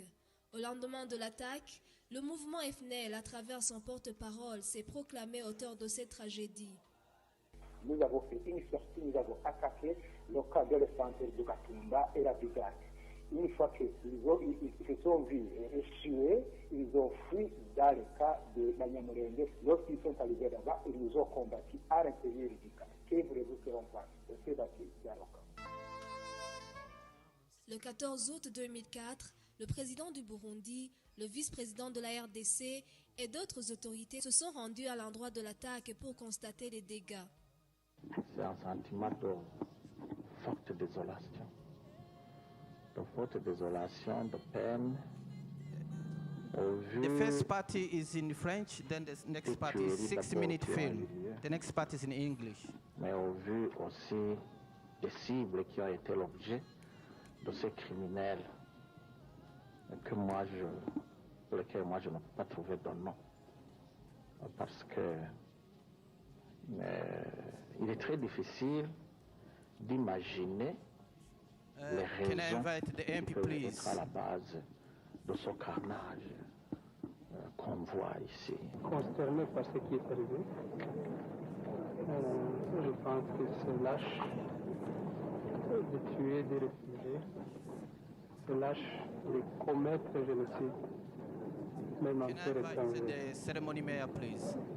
J'aurais essayé de comprendre que le génocide se soit commis en terre congolaise, mais que les réfugiés soient poursuivis même dans le dernier retranchement pour être génocidés. Le Can 15 I août invite Tom, 2004, please? plusieurs autres personnalités se sont jointes à la communauté de Banyamulenge pour les funérailles. Un jour après l'attaque de Gatumba contre les réfugiés Banyamulenge, le mouvement FNL a revendiqué ce forfait à travers le porte-parole, Pasteur Habimana. Et aujourd'hui, celui qui avait revendiqué ce crime contre l'humanité déclare qu'il jouit de l'immunité. Nous jouissons de l'immunité provisoire des actes et des crimes commis lors de la lutte dit par le POTFNR jusqu'au jour où nous avons signé. Can I invite Councillor Je l'ai August, toujours please? dit, même aujourd'hui que je jouisse de l'immunité, je me suis présente. Le président du parti FNL à cette époque qualifie cette question de la justice d'un calcul politicien. C'est un calcul politicien qui est en train Can de I se faire. invite Councillor Fletcher, Rien que please? ça. Et c'est une persécution en pure forme. Je dis ça pourquoi? D'après les différents accords, les crimes de guerre, les crimes contre l'humanité, les crimes de génocide sont uniquement qualifiés par une commission d'enquête judiciaire internationale. Le dossier est RMPG 449 Can I invite Anne-Marie, please? L'État en cause, Okwasa Agato, Habimana Pasteur et tout consort n'a pas encore été clôturé, il est toujours en instruction. C'est-à-dire que ce dossier est toujours dans la phase préjuridictionnelle, donc tous les éléments du dossier ne sont pas encore réunis pour s'exprimer là-dessus. La communauté de Banyamulenge et les victimes de cette attaque n'applaudissent pas la réaction de la justice burundaise et pensent que cette dernière ne travaille pas trop sur leur Can I dossier. invite Councillor Renaud, Le 13 please? août de chaque année, une cérémonie de mémoire est organisée par la communauté de Banyamulenge pour rendre hommage à leurs proches disparus. During the night of August 13, 2004, 166 Banyamulenge were mercilessly killed. 106 were wounded and 8 went missing in the Gatumba refugee camp that is located in Burundi. Majority of the victims were young children and women. The Banyamulenge refugees, who are Congolese Tutsis, were targeted solely because of their ethnicity. They were massacred even though they were under the supposed protection of the United Nations. Can I High invite Commission Councillor for Irfan, Refugees. please? This massacre was perpetuated by Burundian and Rwandan Hutu militias allied with the Congolese Mai Mai rebel group as well as elements of the armed forces of the Republic of Congo. A joint report by the United Nations mission in the Democratic Republic of Congo, the United Nations operation in Burundi, and the Office of the High Commissioner for Human Rights, dated October 18, 2004, can I invite concluded that Councillor the King, attack please? was clearly directed against members of the Banyamulenge community and was by all appearances ethnically and politically charged. Various sources, including the United Nations report and the Human Rights Watch report, have compiled credible evidence that leaves little doubt as to who was responsible for the massacre. This evidence clearly indicated that the National Liberation Can I Forces invite of Councillor Burundi, Mullen, please? the Democratic Forces for the Liberation of Rwanda, elements of the Congolese army, and Mai Mai militias were directly involved in this massacre.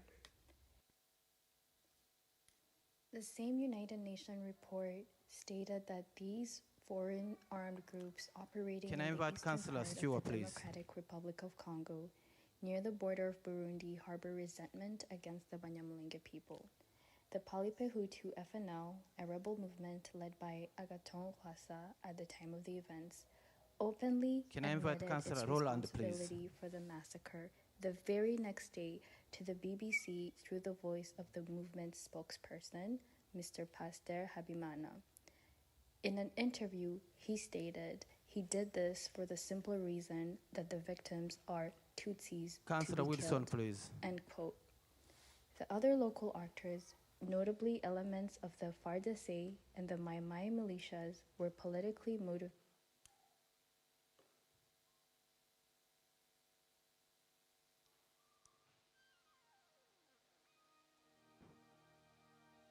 Le bilan de l'attaque est de 166 personnes Okay, mortes, can we dont put the 55 speech corps for complètement for calcinés city et mayor, 116 please? autres personnes sont People grièvement on technical team, can you put the ceremony, the city mayor Hello, speech, please? I'm Paul Dennett, the City Mayor of Salford.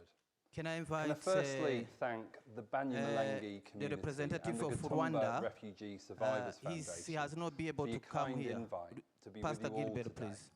to attend the 19th anniversary of the Gatumba Massacre Memorial Gathering here in the city of Salford.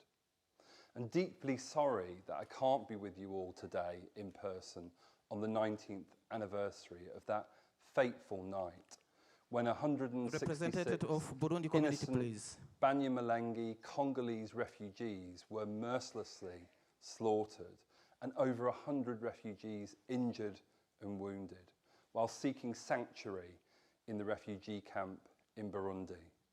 Can I invite However, I wanted to take this Banyamulenge community opportunity leader, please? to send you Madam all my thoughts and my Ngabire. prayers at this time, especially the survivors of these heinous acts of violence and their families and friends who continue to face the real human, physical, emotional, and psychological consequences of this massacre to this day.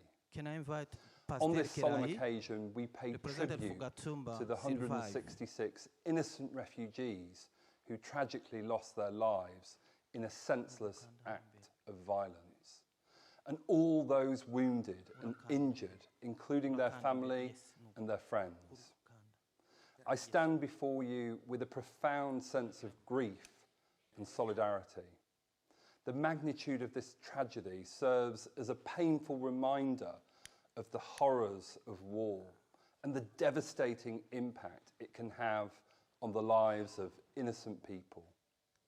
It is crucial that we never forget, continue to speak out, and commit ourselves in the pursuit of truth and justice for all our fellow brothers and sisters who have tragically lost their lives or been injured.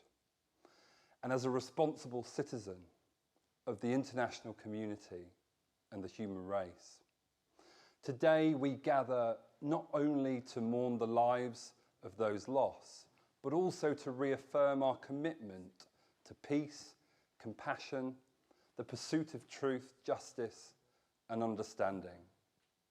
As a city, Salford embraces diversity, inclusion, and cherishes humanity. We stand united against all hatred, violence, and persecution. Let this memorial event be a call to action for all of us. Let us strive to build a world where every human being is treated with dignity and respect, regardless of their background or place of birth. Let us work tirelessly to create a society where refugees and asylum seekers are welcome with open arms and offered protection, support, and opportunities to rebuild their lives. Here in the city of Salford, we are honoured and humbled to have recently become a city of sanctuary, providing support, dignity, and the welcoming of refugees and people seeking sanctuary and asylum here in our city. Today, as we remember the victims of the Gatumba massacre on that atrocious and inhumane day of August the 13th, 2004, let us pledge to honour their memory and lives through our actions individually and collectively today and into the future. Let us embrace their lives. Those lives were not lost in vain, but serve as a catalyst for positive change and the pursuit of truth and justice. Thank you to everyone for taking the time to join this memorial gathering in the city of Salford on this sombre yet essential occasion. May we continue to stand together in solidarity as a beacon of hope and compassion for those in need who continue to suffer from discrimination, persecution, and grave miscarriages of justice. May our Banyamalengi Congolese brothers and sisters who tragically lost their lives rest in peace.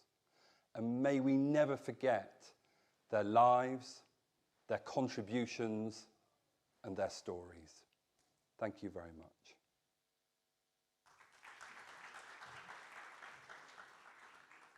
Arakoze Paul Dennett niwe city mayor wacu hano Salford.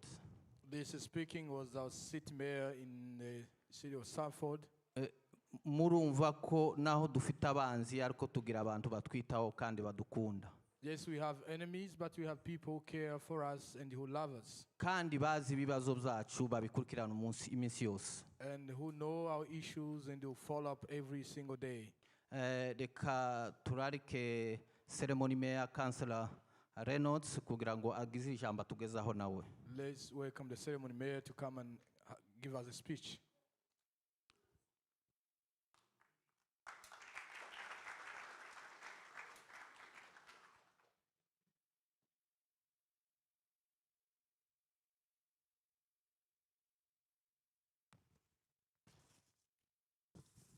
Thank you, Alexis.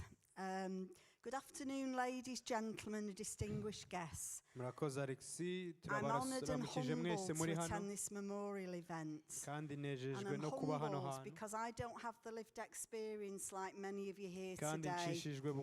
So I thank you very much for inviting me so that I can become informed. Today we remember a dark chapter in history, the Gatumba genocide of 2004.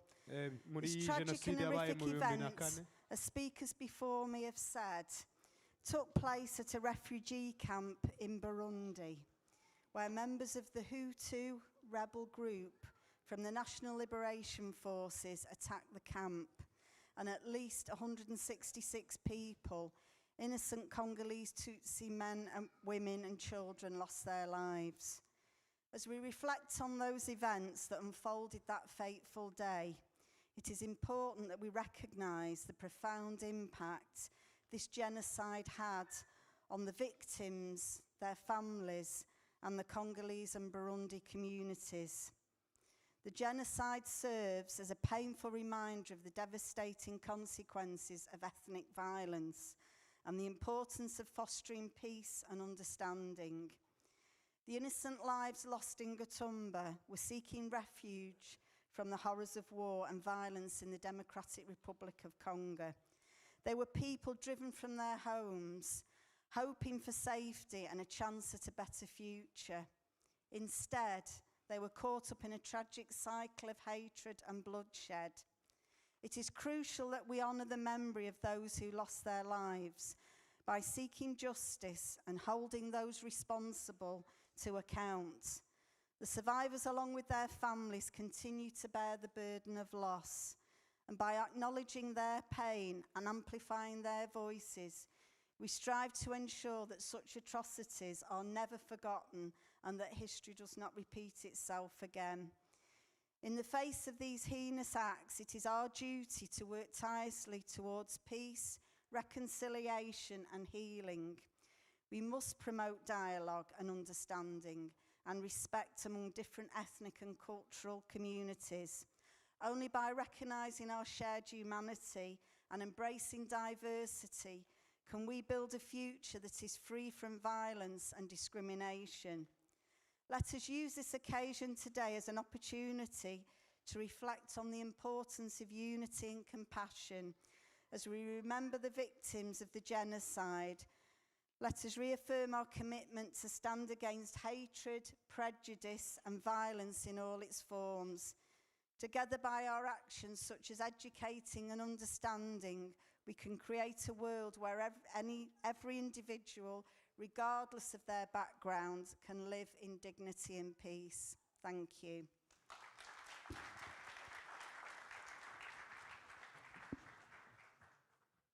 Thank you. Thank you. Thank you very much for the speech and yeah. Urakoze.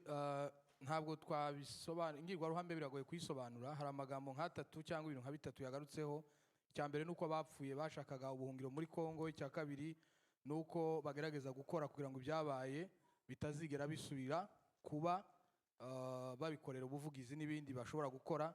Ikindi nuko hariho uburyo bwo kubaka future cyangwa se ejo hazaza hashingiye ku burenganzira, aho buri wese tutitaye ku kwasa aturuka ashobora kubona ahatura adashingwa ibyo ishusho ye cyangwa se uko atekereza.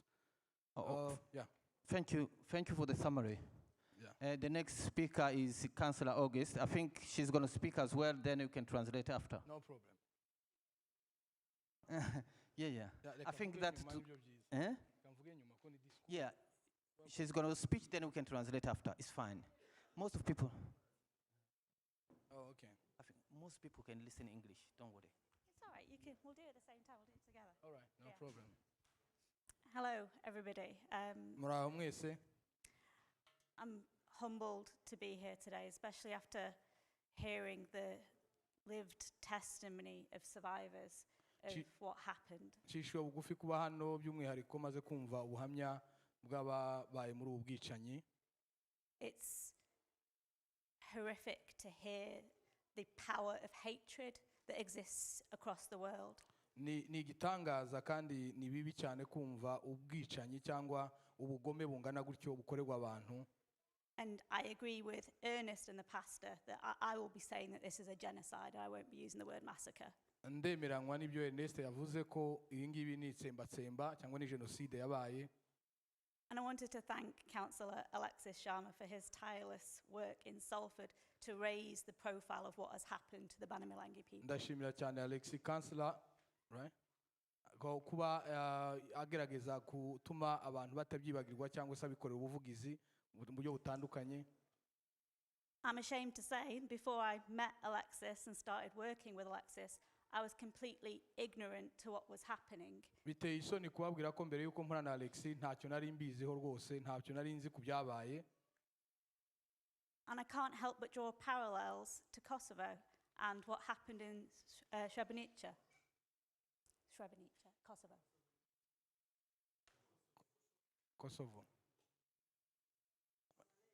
Ibyo byabaye arabigereranya n'ibyabaye muri Kosovo.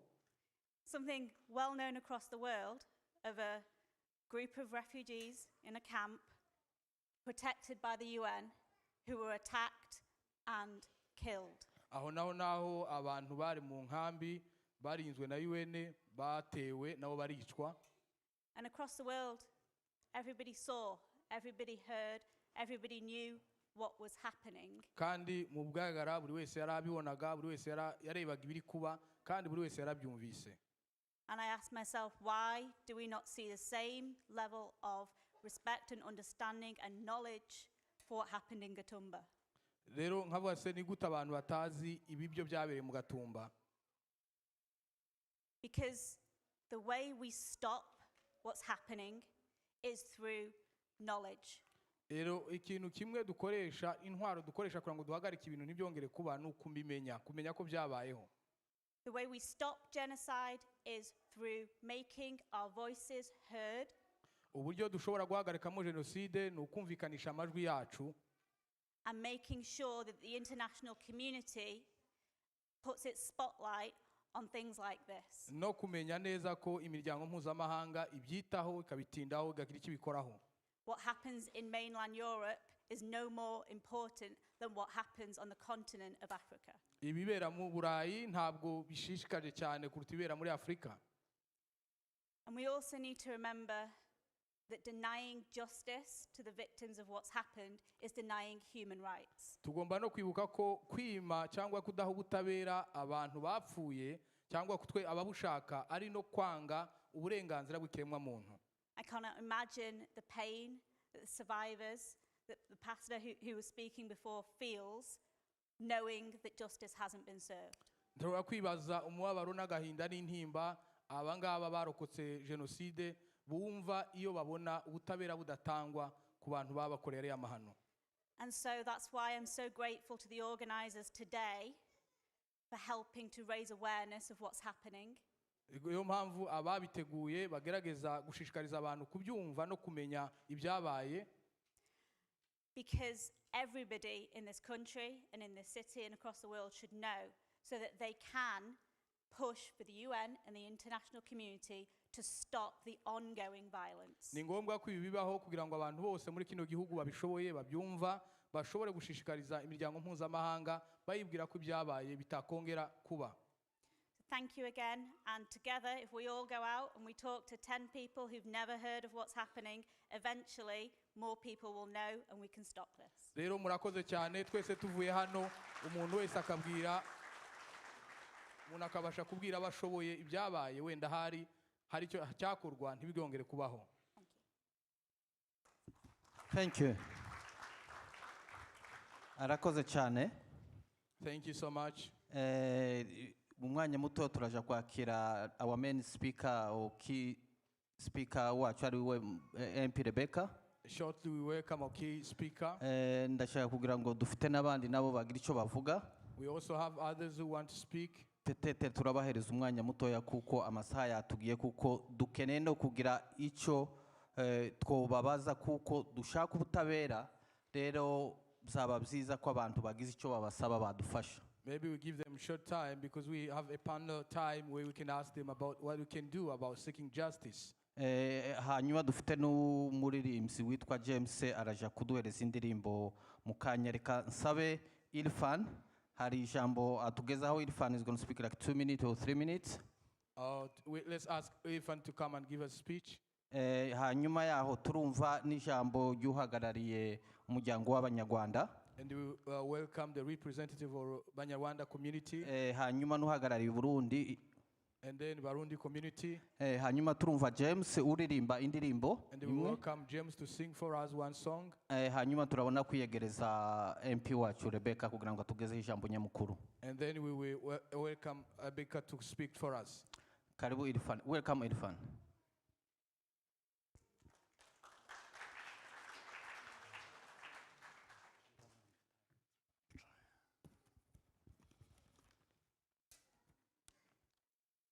Good afternoon. So thank you so much, Alexis. Well, I have been coming to this remembrance event for many, many years now. And every time I come here and I listen to the survivors, what they have gone through, it gives me goosebumps. What happened is really very sad. ibyabaye birababaje cyane But what's happening today is the saddest. ariko ibiriho biba uyu munsi ni ibibabaje kurusha Because this genocide has not stopped. kuko iyi jenoside ntabwo irahagarara It's still happening iracyaba everywhere, ndayemeranya nawe from Africa to Asia. kuva muri afurika ukageza muri aziya People are being killed abantu bariho barapfa for how they look, bicwa bazira kuko basa how they talk, uko bavuga what they believe in, ibyo bemera and what they eat. n'ibyo barya So, what we should collectively do, ese niki twakora twese hamwe each one of us, buri umwe uri hano be an ambassador of peace. kugira ngo haboneke amahoro Spread the peace everywhere. tugomba gutanga amahoro tukagendana amahoro aho tugiye hose And we shouldn't forget, kandi ntitwibagirwe at the end of the day, ko nyuma yabyo we are the children of Adam and Eve. twese turi abana ba adamu na eva We are one. twese turi umwe We may live in different parts of the world. We may eat different foods. dushobora kuba dutuye ahantu hatandukanye ku isi turya ibiryo bitandukanye We are human beings. ariko twese turi abantu And my blood is red. kandi amaraso yanjye aratukura Your blood is red. n'ayawe aratukura Everyone present here, we all have red blood. twese uko turi hano dufite amaraso atukura So let's pray that this war stops everywhere. reka dusenge dusabe ko izi ntambara zihagarara ahantu hose ziri And this is a great opportunity for us as ambassadors to talk about the consequences of war. kandi niyo mpamvu duterana hano kugira ngo tuganire turebe ibibazo bitezwa n'intambara And I thank the people who had come from all over the Great Britain to Salford to welcome you here. And we all will start from here and we will stop this violence that's happening around the world from Salford. turashimira mwese mwaturutse aho mwavuye mukaba mwaje Salford reka dutangirire hano turwanye izi ntambara God bless you all. imana ibahe umugisha Thank you. Thank you, Ilfan, for respecting the time. urakoze cyane Can I invite Pastor Gilbert, please? reka twakire The Pastor chair of Gilbert. Rwanda's community, he has not been able to attend today. umukuru wa community y'abanyarwanda ntago yashoboye kuza Yabwiye Gilbert kuduhegezaho ijambo. but he's asked Pastor Gilbert to give us a word. nagira ngo mbasuhuze I want to greet you. nagira ngo mbahe message ya community y'abanyarwanda I want to give you the message from the Rwandan community. message yabo ni ukuvuga ngo mukomere The message is to say, be strong. ibyabaye i Gatumba What happened at Gatumba, byabaye n'iwacu it has happened back home. ni ukuvuga ngo mpore yacu So our be strong, irava ku mutima wumva ibyababayeho it comes from a heart of understanding of what has happened to you. numvise testimony ya pasiteri We heard the testimonies of our pastor, of the survivors. dufite iwacu nyinshi zisa nk'iye We back home in Rwanda, we have many testimonies that are similar to his. niyo mpamvu uyu munsi iyo tuvuga ngo mukomere That's why when we say be strong today, birava ku mutima wakomeretse hanyuma ugerageza gukira. it comes from a wounded heart, and we are trying to heal. natwe nanjye niyo mpamvu ngira ngo mbabwire ngo ntimuheranwe n'ibyabaye i Gatumba. That's why we are here to tell you, don't be taken back by what happened in Gatumba, ahubwo bibabere isomo ryo kureba imbere, but let it be a lesson to focus on the future, ariko mujye muhora mwibuka but always remember. kuko kwibuka hari ibintu nka bibiri bivuga. Because remembering or remembrance, there's two ideas that it carries. bituma utibagirwa abawe, It makes you not forget your loved ones, ariko hari ikindi byongeraho, but it also adds something else. ni ukwibutsa abarebereye ntibagire icyo bakora, Is to remind those who watched on and did nothing ko hari aho baferinze. that there is a place where they failed. ndagira ngo uyu munsi nk'uyu nguyu So on a day like today, duhora tuvuga ngo never again. we always say never again. Birababaje ko ari amagambo gusa. It's sad that these are just slogans. Mu Rwanda byarabaye. In Rwanda it happened. Gatumba byarabaye. In Gatumba it happened. N'ahandi hose birimo biraba. And in all these other places it's still taking place. Kandi nk'uko Ernest yabivuze hari jenoside irimo muri Congo. Yet, like Ernest said, there is a genocide in Congo at the moment. Turavuga Gatumba gusa ariko abanyamurenge baracyakomeza kwicwa muri Congo. We are only speaking of Gatumba only, but today in Congo, Banyamulenge are still being killed. So birababaje ko duhora duhagarara ahangaha buri mwaka ngo never again. So it's very sad that we stand here every year and we say never again. Iryo jambo rizagera ahantu rigira icyo rivuga. Will that word ever mean anything? Niryo naho ngaho ndangirije reka twese tubitekerezeho. That's the question I'm leaving with you. Let's all think about this. When never again will mean something. Ese iryo jambo hari igihe rizigera risobanura? Arakoze Pastor Gilbert. Thank you, Pastor Gilbert, ku ijambo ryiza ryo kuduhumuriza. for that wonderful word of comfort. Reka twiyegereze Guy. Let's welcome Guy, niwe uhagarariye umuryango w'Abarundi. who is a representative of the Burundian community.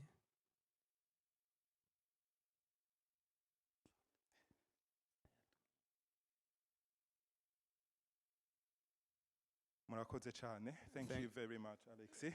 Thank you so much, Alexi. He's just told me to be short. Arambwiye ngo nihute cyane. I don't know how to do that. Rero sinzi ukuntu ndi bubikore. First of all, my name is Guy. Nitwa Guy. I am Burundian. Ndi Umurundi. When I was asked to speak on this event, Igihe bansabaga kuvuga uyu munsi, I have to say that I was challenged. byampize cyane. I told my wife that I'm not going to speak. Anabwiye umufasha wanjye ati sinzi ko mbishobora kuvuga. For a few reasons. Kubera impamvu nkeya.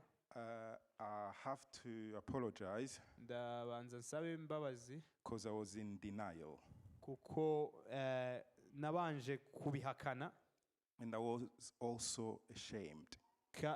Kandi bintera n'ipfunwe.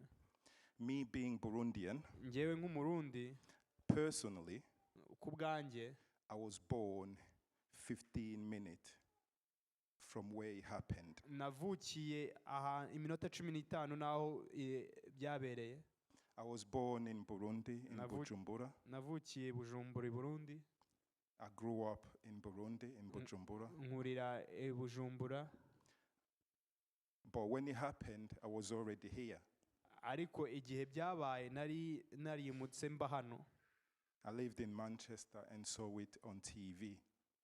Nabibonye kuri televiziyo, nari ndi Manchester. I was ashamed of my country. Byanteye isoni, igihugu cyanjye cyanteye isoni. I was ashamed of my people. Abantu bene wacu banteje isoni. I also tried to keep it quiet. Kandi ngerageza no kubiceceka kutabivuga. But I realized that by being silent, ariko nza kumenya yuko guceceka, I am siding with the perpetrators, the killers. Nsa n'ugiye mu ruhande rw'ababikoze iyo ncecetse. When we say justice to Gatumba victims, iyo tuvuga rero ngo ubutabera ku barokotse Gatumba, we are not just talking about the people who died. Iyo tuvuga ubutabera bw'abantu b'Gatumba ntabwo tuvuga bapfuye gusa. I'm also thinking and apologizing to the survivors. Ntekereza cyane kurushaho abasigaye mbasaba n'imbabazi. The people who got injured, abakomeretse, the people like Pastor Kirei who work with bullets in their bodies, abantu nka Pastor Kirayi barashwe, his wife, umufasha we, their relatives, bene wabo, the children, abana, the mothers, ababyeyi, the parents who could not protect their children. Ababyeyi batashoboraga kurengera abana babo. Every time I think about that, every time I think of it, I'm speechless. Mbura icyo mvuga. I don't know what to say. sinzi icyo navuga. In Gatumba, we had 2 military camps. I Gatumba twari dufite amakambi y'abasirikare abiri, These people could not be protected. ariko abantu ntibashoboye kurindwa. I almost cry, but as a man, bintera amarira hafi, ariko nk'umugabo I'm here to apologize. ndi hano ngo mbasabe imbabazi. I'm here to apologize to the survivors Mbasabe imbabazi abarokotse on behalf of my people, ku bwa bene wacu, on behalf of my community. ku bwa community yacu. We couldn't protect you. Ntago twashoboye kubarinda, We have not given you justice, nta butabera twari twabaha, but we promise you ariko turabizeza we're not going to stop until justice is given. ntago tuzahagarara kugeza igihe ubutabera bubonetse. So I ask you to be strong Rero ndeka mbasabe mukomere from the bottom of our heart. bivuye mu ndiba z'imitima yacu, Forgive us mutubabarire and pray for us. kandi mudusengere. Imana ibahezagire. May God bless you. Thank you for being here. Murakoze cyane kuba mwaje. arakoze cyane kubahiriza amasaha. Thank you for honoring our time. I think ibyo dukora hano ni ugushaka kugira ngo what's happened never happen again. What we are doing here ni ukugira ngo ibyabaye ntibizongere kubaho. Hari umuntu twaganiriye wabaye muri West asubira iwabo. There's a person I spoke to who lived a long time in the West and then went back home. Sinshaka kumuvuga ariko hari ikintu yambwiye kinkora ku mutima. Rather not mention their name, but they told me something and it really touched my yarambwiye heart. ngo yashitsi iwabo ngo barambwira ngo ise na nyina ngo barahombye ngo ise na nyina donc barahombye donc the person told me that when he arrived back home, he found that their mother and father had lost. No. Donc barabwiye uwo musore ageze iwabo. So they told this young man when he reached home ngo ise na nyina bamubyaye. that his mother and father They were no lucky. They were unlucky. They were no lucky kuko bamubyaye ari muremure ngo yari agomba kubamwo babiri. They were not lucky because they gave him birth to him. He was told he was supposed to be 2 people. Ico kintu yarakimbwiye n'ubu inzangitekereza ku mutima kikambabaza. So he told me this and it really bothers me that his parents told him this. Denying how God created someone. So they banze ukuntu Imana yamuremye. Imana itubabarire kuri ibyo bintu So may God zabaye. forgive us. Rero reka twakire MP Rebecca, nyuma yaho turabona kwakira James atugezeho ijambo nyamukuru ry'uyu munsi. Let's welcome MP Rebecca to come forward and then deliver her speech, and then we welcome James to give us the keynote. Karibu. You're welcome.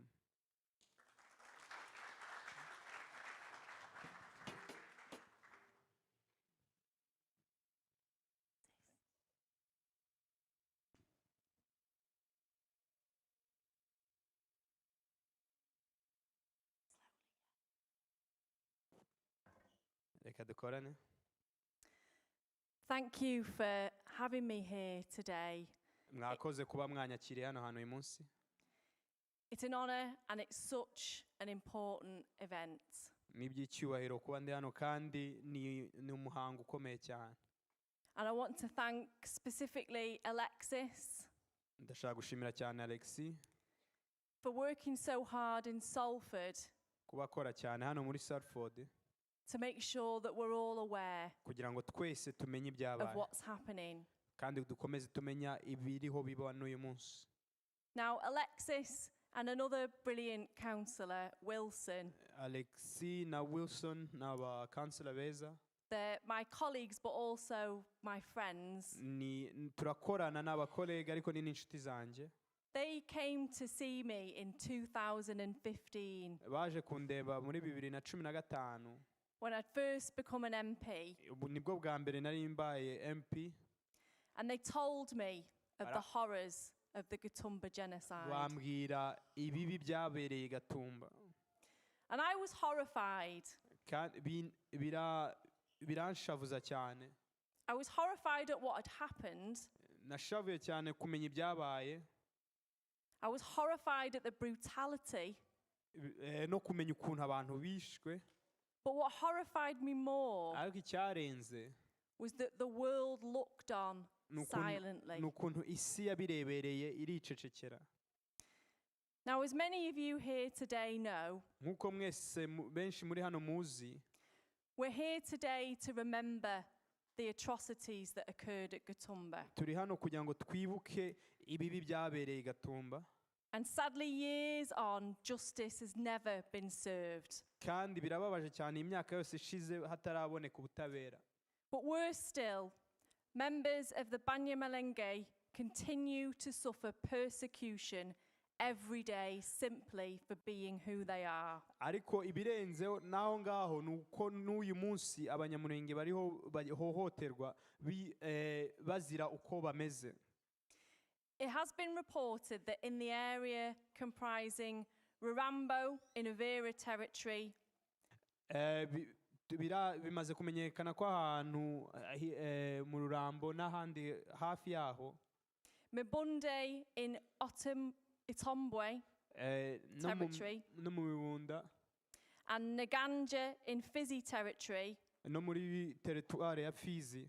The majority of Banyamulenge villages and homes have in recent years been destroyed. Abanyamurenge batuye muri iyi myaka ishize amavirage yabo yarangiritse cyane. Many fleeing to refugee camps in places like Minembwe. Benshi bahungira ahantu mu Minembwe. Parts of the Ruzizi plain. Abandi bajya muri plain ya Rusizi. Or they've sought exile in neighboring countries. Abandi bahungira mu bihugu by'abaturanyi. And horrifyingly, ibiteye ubwoba, Genocide Watch recently stated, iyi group yitwa Genocide Watch iherutse kuvuga, despite difficulties in making estimates based on incomplete databases, yaravuze ati biragoye, bisa nkaho bigoye kumenya umubare w'abantu kubera nta data cyangwa se nta barura rihagije ry'abantu rihari. It is plausible to state ariko birashoboka kuvuga ko umuntu yavuga yuko that more than 90% of the community's homes, schools and health centers ko abarenga 90% bya community y'amashuri, ibitaro, and more than 95% of their economic resources, notably cattle, na 95% by'ubutunzi bwabo arizo nka bafite, have been destroyed or looted by Mai militias, byamaze kwangizwa, ibindi biricwa birononekara na Mai, and rebels with the active cooperation of members of the regular army. N'abarobere bakorana n'igisirikare cya leta. And this is a story that puts fear in all of our hearts. Rero izi ni inkuru zidushyira mu bwoba mu mitima yacu. Because sadly it is all too familiar. Kuko ibi ngibi ni ibintu bisa nkaho tumaze kumenyera. It was violence, destruction of villages, nugusenywa kw'amavirage, and the sheer fear of violence kandi no kurwana no kwicwa nabi that drove so many Banyamulenge refugees byatumye abanyamurenge benshi out of the DRC bava muri Congo and into the Gatumba refugee camp. Bakisanga muri camp ya Gatumba. And as we've heard the horrifying testimonies today, nkuko twumvise rero abatangabuhamya buteye ubwoba, on August the 13th, 2004, kuva ku itariki 13 z'ukwa munani 2004, hundreds of FNL soldiers and their families and possibly others attacked the Gatumba camp. Abasirikare benshi ba FNL n'imiryango yabo bateye iyi camp ya Gatumba. And it's reported that they beat drums, kandi biranditswe ko bavuzaga ingoma, and sang hymns, bakaririmba, as they shot, burned and stabbed unarmed civilians. Batwika, batera ibyuma abasivile batari bafite ikibazo na kimwe. And as we've also heard today, nk'uko twabyumvise uyu munsi we know who was responsible. ababikoze turabazi. The next day, umunsi wakurikiye the FNL spokesman, Pastor Habimana, umuvugizi wa FNL Pastor Habimana claimed responsibility for the attack, yavuze ko aribo bateye bakoze ibyo bintu, alleging without evidence avuga nta bihamya bifatika afite that the refugees were being recruited for an invasion of Burundi. ko izo impunzi zari zituye aho ngaho basaga nk'aho bariho babarekrite kujya mu gisirikare kurwanya Burundi. It was a horrifying picture. Ni foto cyangwa se ni ibintu biteye ubwoba.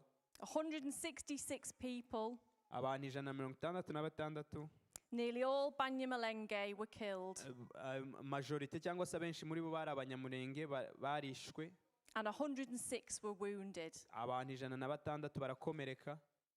Now the atrocity demanded instant international condemnation and investigation. Ibi rero byasabaga ko communauté internationale ibyitabira cyangwa se iza gutabara. But it never came. Ariko ntiyaje gutabara. 19 years later, imyaka 19 ishize, no arrests have been made. Nta muntu urafungwa. Despite being condemned by the United Nations, nubwo UN yabivuze ikabirwanya kabyamagana, African Union, umuryango ubumwe bwa Afrika, and several human rights groups, n'abandi bashinzwe uburenganzira bwa muntu. And what's even worse, ariko ibirenze kuba bibi, is that since then, nuko kuva icyo gihe, the FNL has signed on to a peace accord yasinye amasezerano y'amahoro and transitioned into parliamentary politics. kandi bajya muri leta ubu ni abasirikare b'abapolitisi. Agathon Rwasa, the FNL's leader during the attack, Agathon Rwasa wari uyoboye FNL icyo gihe batera, has never been arrested for his role. ntiyigeze afungirwa ibyo yakoze. A criminal case was opened in 2013. Habayeho case yafunguwe imwe investiga muri 2014. But it was suspended a year later. Yarahagaritswe nyuma y'umwaka umwe ifunguwe. And in 2020, muri 2020, Rwasa was nominated as a presidential candidate. Rwasa yatowe nk'umukandida wo kuba president. Now, sadly, as the Alliance for Peace in Eastern Congo stated last year, birababaje ko umuryango ushaka kuzana amahoro muri Kongo wavuze umwaka ushize, conflict is now unfolded even further. Imirwano yakomeje, iracyakomeje. And despite the presence of a UN peacekeeping mission, nubwo hari abantu abasirikare ba UN bari aho bashinzwe kuzana amahoro, at least 120 armed groups remain active. Haracyari imitwe yitwaje intwari irenga 120. And there are real fears as hate speech escalates. Kandi hari abantu bafite ubwoba cyane kuko imvugo y'urwango irakomeje. That the world could allow the region kandi isi isa nkaho yaretse akara karere to descend into another human rights crisis. ngo bongere bajye mu kibazo gikomeye cy'uburenganzira bwa muntu. And there are steps that the UK government hari rero intambwe leta y'Ubwongereza imaze gutera and international partners should take now. No, hari intambwe leta y'Ubwongereza n'ibindi bihugu bafatanyije bakaguhiye kuba bafata ubu ngubu to de-escalate this crisis kugira ngo bagerageze guhosha iki kibazo kiriho kiba and to enhance the protection of Banyamulenge and other civilians. kandi barinde abanyamurenge n'abandi basivile bari aho. Gatumba was a border refugee camp. Gatumba yari camp iri ku mupaka. It should have been a place of safety. Yari kwiye kuba ahantu abantu bari bakwiye guhungira kubona amahoro. But it was a place of horror. Ariko na ahantu habereye ibintu biteye ubwoba. These horrors should never happen again. Ibi bintu ntibyakakwiye kubaho ubundi. But it's not enough to just say that. Ariko byo ntibihagije kuvuga ngo ntibizongere kuba. So firstly, we need the government to do a number of things. Twari dukeneye rero ko leta hari ibintu yakora. We need the UK government to encourage the governments of Burundi, twari dukeneye ko leta y'ubwongereza yashishikariza leta y'u Burundi the DRC, na Congo and other countries in the sub-region n'ibindi bihugu biri mu karere to cooperate in the restoration of peace, kugira ngo bikorane byongere bizane amahoro including the rehabilitation of the victims. kandi no kongera gufasha abavictime. We need to call on the UK government to urge the government of the DRC twari dukeneye ko leta y'ubwongereza ishishikariza leta ya Congo to stop attacks against the civilian Banyamulenge guhagarika kurwanya abasivile b'abanyamurenge and to provide urgent assistance kandi kohereza ubufasha bwihuse to the hundreds of thousands of displaced people ku bantu ibihumbi n'ibihumbi bavanywe mu byabo living in places like Minembwe, bari mu ahantu nka Minembwe, Mikenge, Mikenke, Bijombo, Bijombo and Bagwera. Naho handi. We need to urge the UK government to use its position on the United Nations Security Council twari dukeneye ko igihugu cy'ubwongereza kivugana na United Nations Security Council to ensure that the international community upholds the promise of justice kugira ngo barebe ko communauté internationale izana amahoro cyangwa se ubutabera that it made to the victims of Gatumba kugira ngo abantu abarokotse cyangwa se basigaye mu bwicanyi bw'Gatumba ko babona amahoro nako babona justice ubutabera. And for that, the UN must use all means at its disposal to bring the perpetrators to justice. Kandi UN ikora ibyo ishoboye byose izane abakoze ubu bwicanyi ibazane ku butabera. And finally, ndangiza, we need to ensure that the UN becomes directly involved turasaba UN ko igira uruhare in stopping the ongoing ethnic cleansing of the Banyamulenge mu guhagarika kwica no kuhanagura abanyamurenge and takes whatever measures necessary kandi fate ibyemezo byose bishoboka to see that the sponsors and perpetrators of the most recent killings kugira ngo abangaba baherutse gukora ubu bwicanyi are also identified and brought to justice. kandi bazanwe ku butabera. Now I want to thank everybody who's come today, particularly the survivors of the Gatumba genocide. And those of you who are here today on behalf of family members who may have been there. And if there's an important message that I would like to resonate with all of us today, is that we remember the dead. We honor their memory. But more importantly than that, in honoring their memory, we do that by fighting for the living.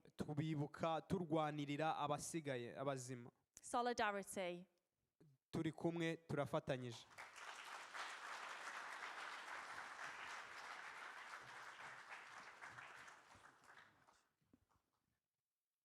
Arakoze cyane. Thank you so much. James yitegura. As James is preparing himself to come forward. Dushimiye ku ijambo ryiza tugezeho. Thank you for the good speech you've given us.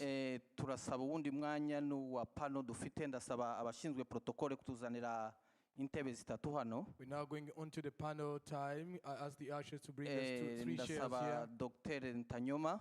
I will ask Dr. Ntanyoma. And also our MP, she's going to come back again here. Na MP wacu araza kugaruka hano. And also Toms from Genocide Watch.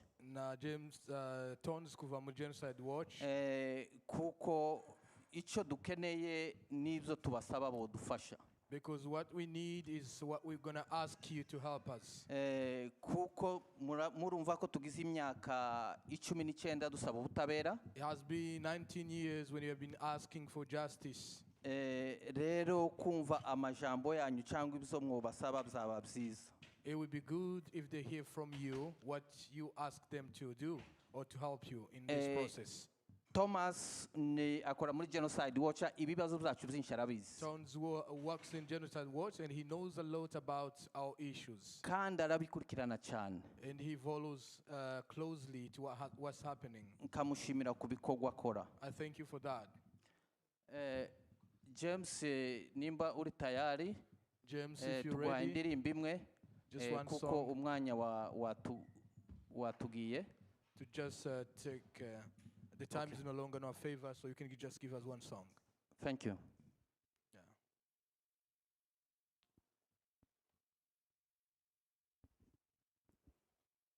Murakoze cyane. Thank you so much. Uyu munsi ni umunsi ukomeye ku buzima bwacu. This is a hot day for us today. Nje ndi umwe mu bantu babaga muri iyi kambi. He is particularly one of the people who lived in this camp before. Ibi banarabibonye. He witnessed what was happening. Rero guhagarara hano simbyita kuririmba. Me standing before you is not singing. Ahubwo ndabyita gutaka. I call it crying out for help. Nimba twemera ko amaraso y'abatariho azataka. If we agree that the blood of the victim can cry out for help, ndumva mpagaze nko mu mwanya w'ayo maraso kugira ngo mvuge mu gihe bari kuvuga abantu bakumva n'amatwi. I stand in the blood of those who died to say what they could speak. Now I speak to you. Rero abanyamurenge muri rusange mukomere. May you be comforted, all the Banyamulenge community in general. Abacikacumu dukomere. Gatumba survivors, may you be comforted. Turiho. We live. Kandi tuzakomeza tubeho. And we keep surviving.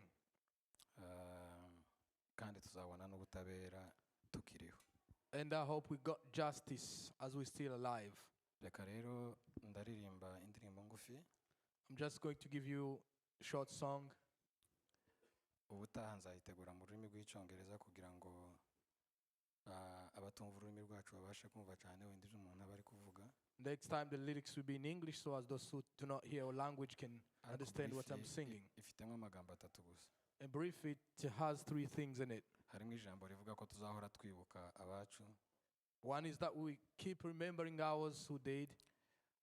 Ijambo ryongeyeho harimo gusaba ubutabera nk'uko ababikoze n'ubu baridegemza. Number 2 is asking for justice because those who killed our brethren are still free. Ijambo rya gatatu ririmo ni story y'ibyabaye. Number 3 it sings about the history of what happened, the background. Niko ngiye kuririmba. That's what he's going to sing. Ndagerageza na piano nibidakunda ndaririmba a cappella kuko ndumva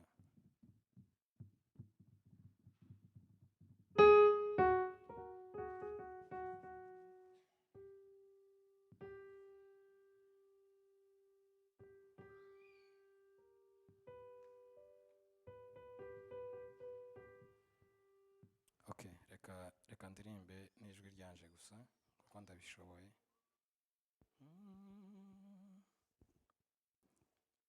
Ndatangara nkababara iyo mbona abakoze amarorerwa ya jenoside yo mu Gatumba bagenda bidegemya kandi barabyemeye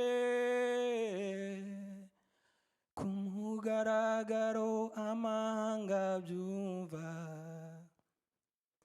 birababaje. Ndatangara nkababara iyo mbona abakoze aya marorerwa ya jenoside yo mu Gatumba bagenda bidegenya kandi barabyemeye ku mugaragaro amahanga byumva birababaje. minsi 13 y'ukwa munani 2004 hakorewe ubwicanyi bw'abanyamurenge birababaje abana basore n'ababyeyi bose barishwe bazira uko baremwe nta kosa bakoze nawe batutse bazize uko baremwe inzirakarengane ku minsi 13 y'ukwa munani 2004 hakorewe ubwicanyi bw'abanyamurenge bazira uko baremwe abana basore n'ababyeyi bose barishwe bazira akarengane tuzahora tubibuka tuzahora tubibuka tuzahora tubibuka abacu badusize tuzahora tubibuka tuzahora tubibuka tuzahora tubibuka abacu badusize tuzahora tubibuka tuzahora tubibuka tuzahora tubibuka inzirakarengane tuzahora tubibuka tuzahora tubibuka tuzahora tubibuka abacu badusize we will keep the memory we will keep the memory we will keep the memory for our people we will keep the memory we will keep the memory we will keep the memory for our people tuzahora tubibuka tuzahora tubibuka tuzahora tubibuka inzirakarengane tuzahora tubibuka tuzahora tubibuka tuzahora tubibuka abacu badusize never never never again never never never again we say never never never again we cry never never never never again oh never never never never again oh never never never again we cry never never never never never never again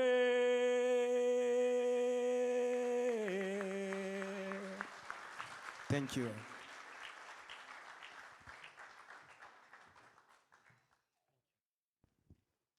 arakoze ku ndirimbo Thank you for the song. Yeah, we just need to say never again. Dukwiye gukomeza tuvuga ngo ntibikongere. Karibu Dr. Ntanyoma. Welcome on stage Dr. Ntanyoma. And Thomas. Thomas Tons. and MP Rebecca baraza hano turabahereza umwanya muto wo kuvuga. You just come forward to give you a short time to give the presentation. Ntanyuma muramuzi mwese. You all know Ntanyuma. Ni umudoktere yize mu bibazo by'ahari akarere k'iwacu nawe arabisobanukiwe neza kandi yabikozeho amarecherche. He has done researches and he's informed about the issues of icyo our dukeneye region. nuko mwabumva mukagira n'icyo mubasaba cyangwa ukeneye kugira ikibazo yobaza. We need you to listen to them and ask questions if they need be. Okay, and we're gonna give ndabizi ko Ntanyuma fite ibintu byinshi si ikibazo twagize umwanya. We have a short time. I know they have much to say about this. Ariko dukeneye no kumva n'ibyo abantu bosaba abantu kugira ngo kuko dushaka ubutabera. But we also need to hear from you people because we are looking for justice. We need to have your comments and your Tom, insights. like 5 minutes, maybe, I don't know, it depends what you have prepared, Tom. maybe 5 or 10 minutes, I don't know.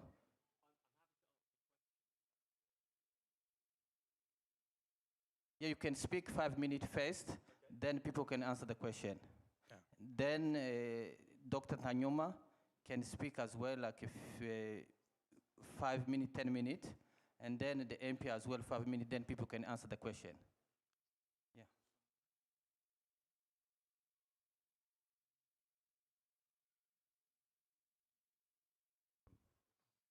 Okay, hello. Thank you again for the invitation this evening. So I think firstly I should clarify. Does someone want to translate for me as well? Or? So yeah, thank you for the invitation this evening. I'm actually no longer with Genocide Watch, I should clarify that, but continuing the work that I started with them with an organization called Crane Center for Mass Atrocity Prevention, and then also another one called the Human Rights Research Center. So they're both new startup organizations, and I think their involvement in the issue and their invitation for me to continue that research and advocacy with them does show that there is growing support for the community and for the cause, both of what's going on today, but also the past, what happened in Gatumba. And then also I wanted to quickly give credit to Innocent, actually. So the Genocide Watch report that you cited was actually Innocent. So Innocent, who is in America at the moment, he couldn't attend today.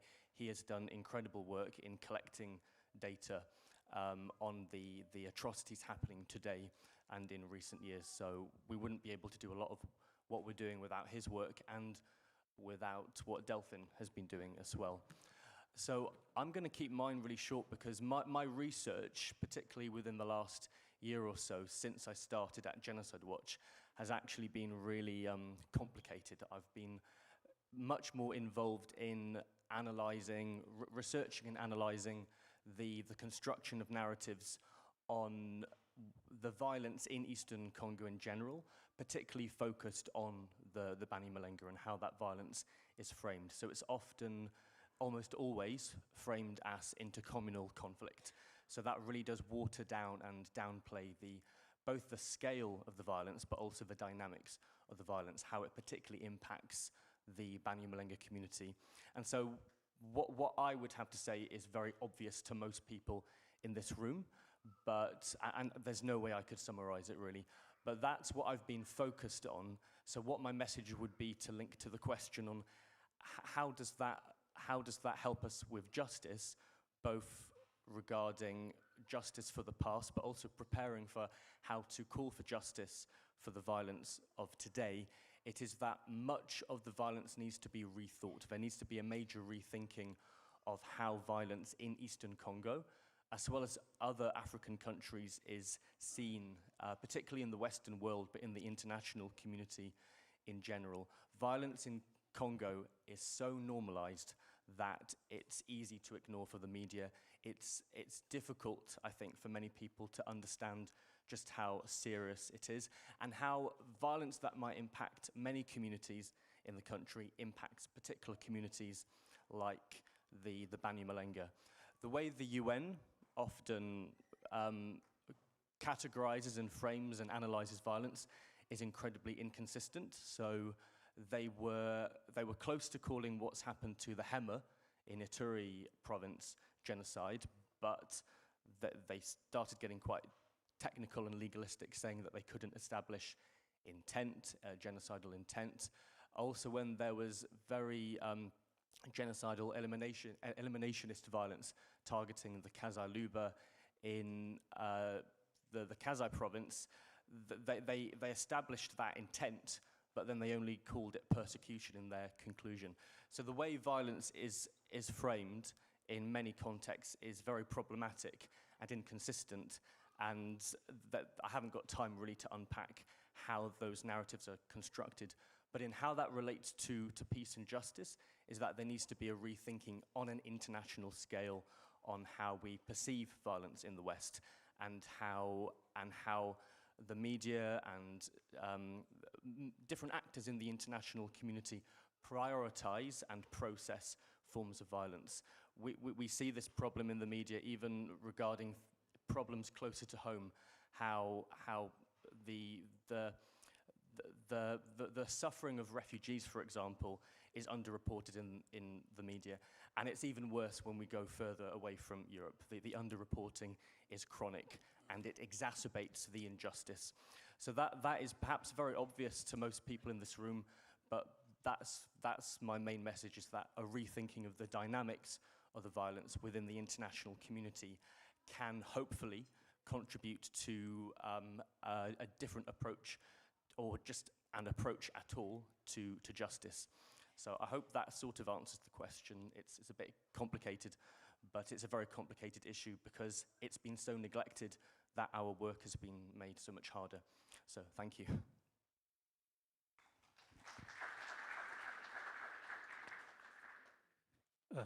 Thank you so much, Thomas.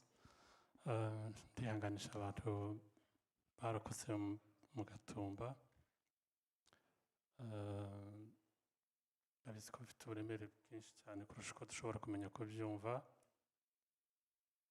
ariko harimo n'imbaraga zikomeye bigaragaza ubutwari bwabo, kubera ko nyuma y'ibigoye biremereye bingana gutya bakibasha kutubwira amakuru. I thank you all those who survived from Gatumba genocide, and that you were able to speak to us today was so much courageous. Ndihanganisha n'abanyamurenge bateraniye hano n'inshuti zabo.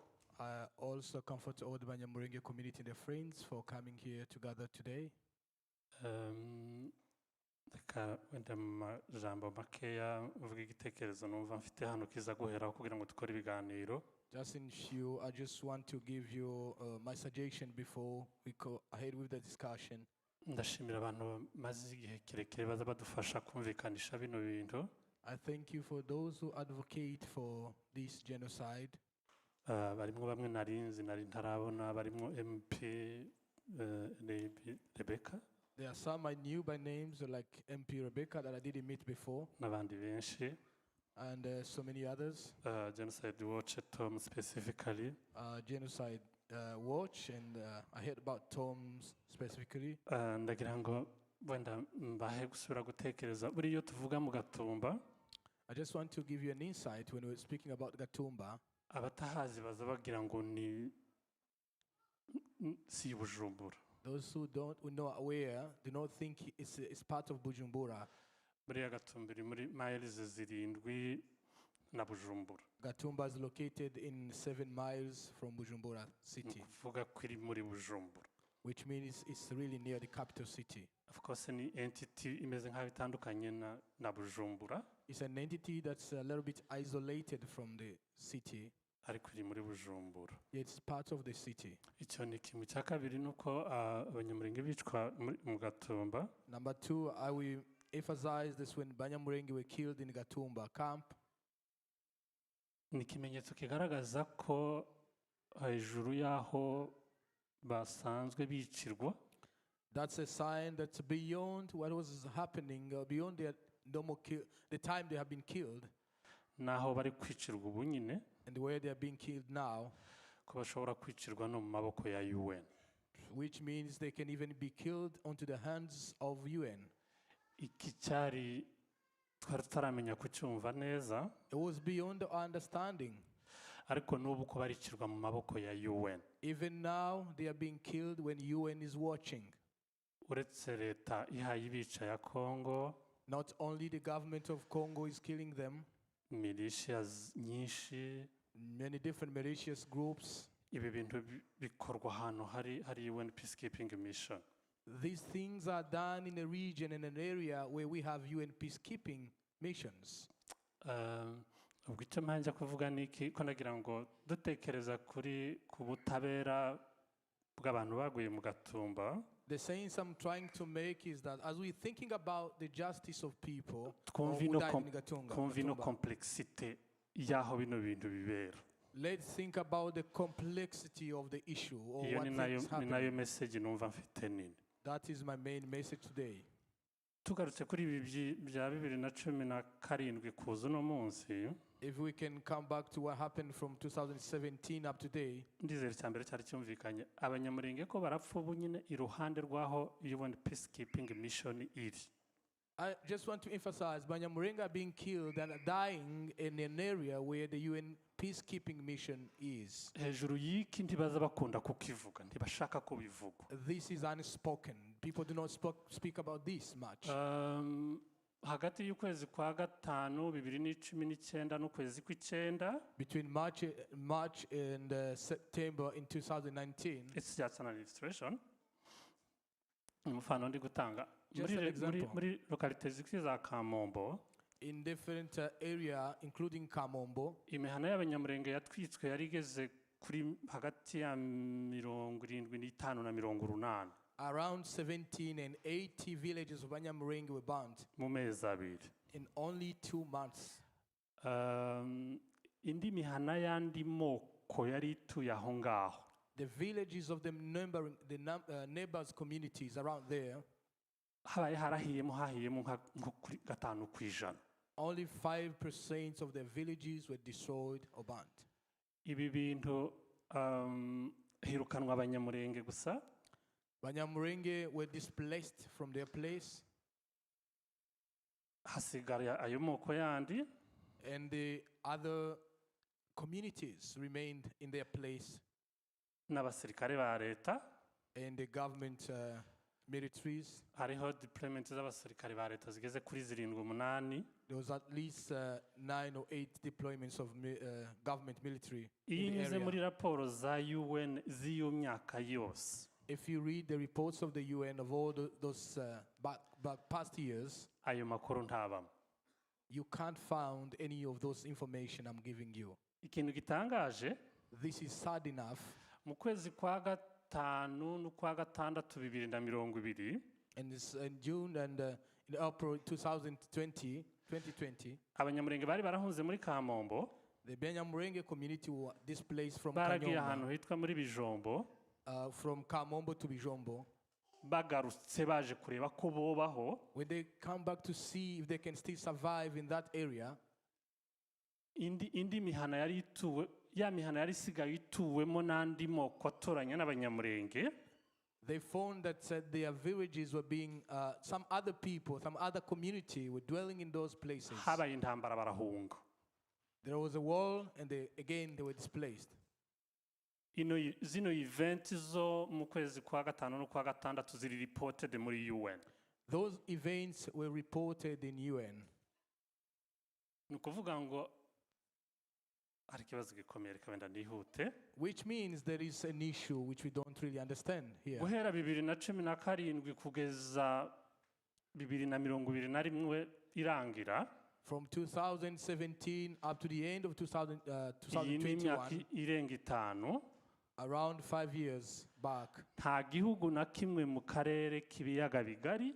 No single country in the East African region. Ushizemo wenda nibitangiye kugira ikintu bivuga ubu nyine. Including those countries which are raising their voices now. Iyo myaka yose nta gihugu kigeze kigira ikintu kivuga. In the past years, no country spoke for us. So about this. Ibi bintu bibera ahantu hari intambara z'ubwoko butandukanye. Ndavuga ubwicanyi targeting abanyamurenge bubera ahantu hari intambara z'amoko atandukanye. The killing targeting Banyamurenge community happens in the area with different strategical wars in the long history. Ubu iyo abantu bareba Now when people are seeing now, bavuga ngo ibyo bintu byose ni mu bihuze mu bishyire hamwe byose birasa. They just ask us if we cannot connect all those things happening because they look like the same. Narimvuze ngo abantu babireba baravuga ngo izo ntambara zayo moko yose zose zise. Those people who are watching from afar try to qualify this as civil war or things which are alike, something that's happening everywhere. Mugihe hari iki kintu gitandukanyije izo ntambara. Yet there is something that really puts in different categories that specify these wars are different. Abanyamurenge, Abanyamurenge community. Tom amaze kuvuga abahema muri Ituri. Tom has spoken about abahema in Ituri. Hari Abatutsi n'Abahutu mu buryo butoya bo muri North Kivu. There are Tutsi and Hutu in North Kivu. Ababicwa kubera ko haje ideology ivuga ko atari abanyagihugu ba Kongo. These are killed because they have there's an ideology that says they are not Congolese. They are not original Congolese. Ababica baravuga ngo either mu barimbure bashireho. Those who kill them, they say if we can possibly destroy them all, just kill them all. Nihagira usigara. If only some can survive, yangara. Let him go away to other countries. Urakeka kwangara icyo aricyo kingereza cyiza. Kwangara, I'm not sure if can found a like real concept. Going when you don't know where to go. Just go. Yeah, I think. In a year. Nicyo wenda nicyo kigiye kuvuga. Ntabwo ari uko abanyamurenge bikunda kurusha abandi. It's not Banyamurenge are selfish. Nta nubwo yari yo reason ituma tuza commemorating Gatumba hano. That is not our reason for coming and commemorating Gatumba genocide. Ikibazo nuko ubwicanyi buba targeting. The reason is that the killing that is targeting our community nuko butandukanye n'ubw'abandi. Is quite different from what's happening to other communities.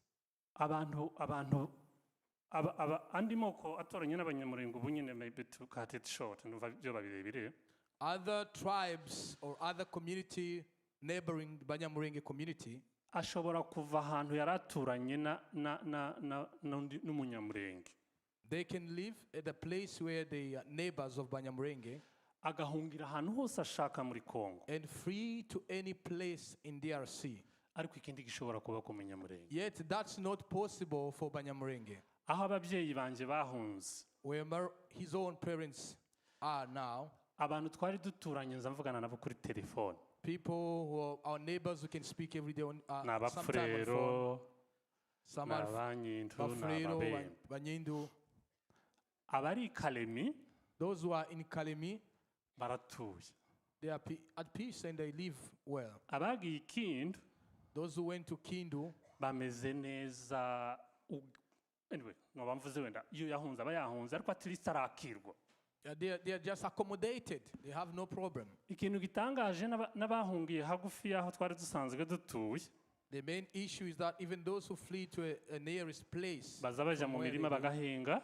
They can go and cultivate in the fields. Bashobora kurema amasoko ahantu hose bashaka. They can go to market freely. Bakagaruka hahandi bahungiye niba ari uguhunga. And come back to their place.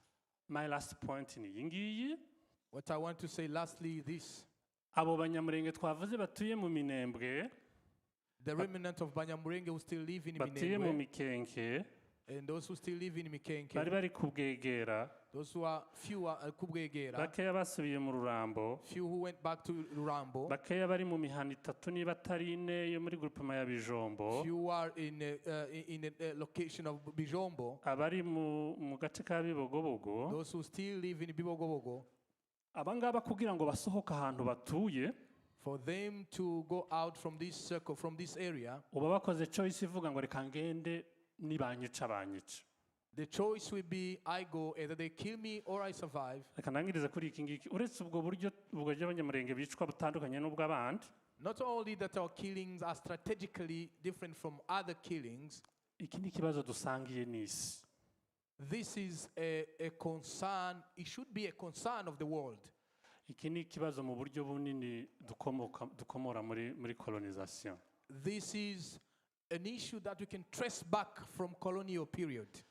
iyo abantu bashaka kukikuraho, If people want to get rid of it, I hope I'm not facing anyone here, nta muntu mbwira by'umwihariko hano, nuko iyo abantu bashaka kukikuraho, when people do not want to be responsible for bavuga that, ngo ni ikibazo cy'amoko.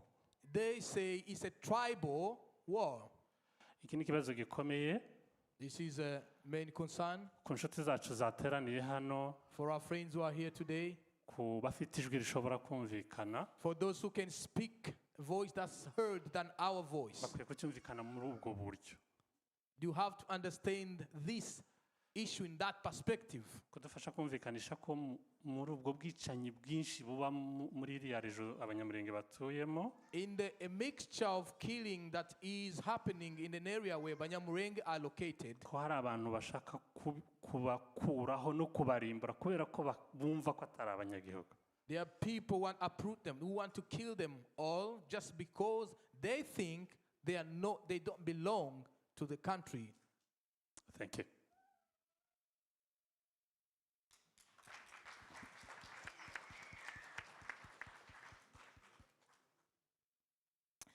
Thank you. I think I won't do another speech because you've heard from me already, but what I will say is that you've got two world-leading experts here with us today, and I'm the person that simply tries to get things done in Parliament, and equally so our council is trying to get things done at the council. And we've been trying our best, and it has been hard. And there are a number of things that have happened over the last couple of years. So, for example, at a Salford level, Salford City Council has passed a motion in support of the victims of the Gatumba genocide and demands justice. At a parliamentary level, I've supported a similar motion called an early day motion that asks for urgent justice. And also, there have been a whole manner of different activities, such as requests to the All-Party Parliamentary Group for Human Rights to adopt a motion that sets out the action that the government needs to take in terms of demanding justice for the victims of Gatumba and holding the perpetrators to justice, but also using the UK's power on the UN Security Council to ensure that more action is taken to stop the persecution and attacks that we're seeing on the Banyamulenge community. And that means increasing UN peacekeeping missions, but it also means using international power to urge governments in the DRC and across the region to engage in activity that ensures the protection of the Banyamulenge people. But despite all of that action, we don't see anything change. And the only reason that we see that, I think, is because there's a hesitancy, certainly among those with the power at the top of government, to become engaged in this situation. One of it, I think, is fear of the unknown and not really understanding the situation properly. And the second point is a point that I think both of our brilliant speakers have already made tonight, is that there's a deliberate blurring of the evidence and what's happening in the region, and an attempt to try and make out that it's just some sort of a civil war or it's different groups fighting against each other, when we all know that it's much, much more than that. So I think we need to support people like our two brilliant speakers in their efforts and their research so that we can get the truth out there. But I also think that wherever you live in the UK, I'd ask you today to speak to your MP. We do have some really supportive MPs in Parliament, by the way, who you might have already spoken to already. But if you haven't spoken to your local MP, please urge them to write to the government in the same way that myself and others have, and demand action, because the more of us that start to shout, the more likely it is to become a deafening roar. If it's just a small group of us, we won't be heard as effectively as we will do if we're in solidarity with a whole range of MPs.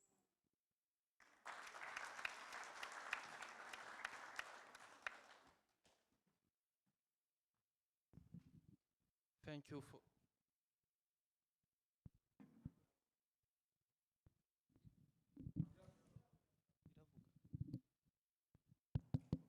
Okay, thank you for your speech. Murakoze cyane. Thank you for the speech. Cyane cyane ndumva Ntanyoma yavuze ibyo tuzi cyane kuko he's more concerned yatanze clarification cyane. Dr. Ntanyoma has given us an insight of what we already know. Rero ibikurikira nuko nimba hari umuntu wo kumva afite ikibazo cyangwa icyifuzo twobaza bano baturi imbere cyangwa wagira icyabaza cyangwa igitekerezo. In the next few minutes, if you have any question, any concern, any suggestion, you can, feel free to ask the panelist. Kuko icyo dushaka ni ubutabera kandi tuba dushaka nyine kugira ngo tugire abantu babidufasha cyane cyane ama government. Again, remember we're applying for justice and we are trying to help to see if people can help us going through this, seeing the justice happening. Rero umuntu utagira ikibazo cy'imvugo dufite abakora interpretation wumva hari icyo gitekereza afite cyangwa ikibazo yovuga tukamuhereza microphone kugira ngo avuge icyo yobaza kugira ngo duhereze bari. If you have any suggestion in your local language, please feel free to speak and we can interpret for you. Okay. Rugazura Murimbo. Wewe nawe. Okay. Rugazura nawe na Murimbo. Okay. Anyone can. She mwakoresha then muze hano mukoresha.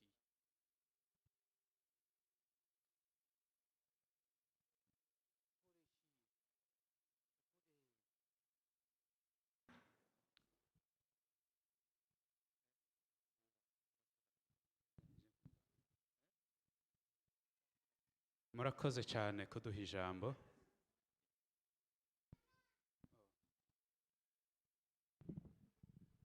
Thank you for giving us time to ask.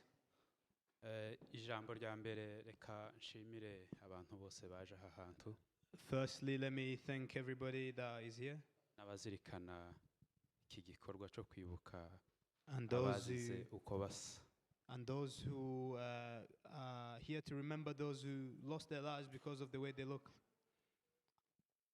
Ikintu cya mbere nshaka kubaza ni ikijanye n'urubanza rwa Gato Rwasa rwafunguwe mu 2015. The first question I want to ask is the case that was opened against Agathon Rwasa in 2015. Sinzi ukuntu nkibaza ariko muraza kugerageza kuntahura. Urwo rubanza rwafunguwe ari muri etape y'amapropagande cyangwa se y'imyiyamamazo bagaragaza yuko ashobora gutsinda akaba perezida, baza gufungura urwo rubanza kugira ngo bamumare imbaraga mu baturage bamushireho icyo caha ariko gisa nk'ikitabarimwo muri bo. So the case was opened really because he was in the running of elections and he looked as if he was going to win. So they opened the case to sort of diminish his credentials or his credibility in the population, but really wasn't to support the victims. Amatora amaze kubaho atsinzwe kuba perezida w'igihugu. And when he lost the election, urwo rubanza iyo dosiye iba clôturée kugeza n'ubu nyine yaribagiranye, sinzi nimba ikiriho cyangwa nimba iri mu tubati. The case was closed and he was forgotten about. I don't know if it's still ongoing or is still anybody following it.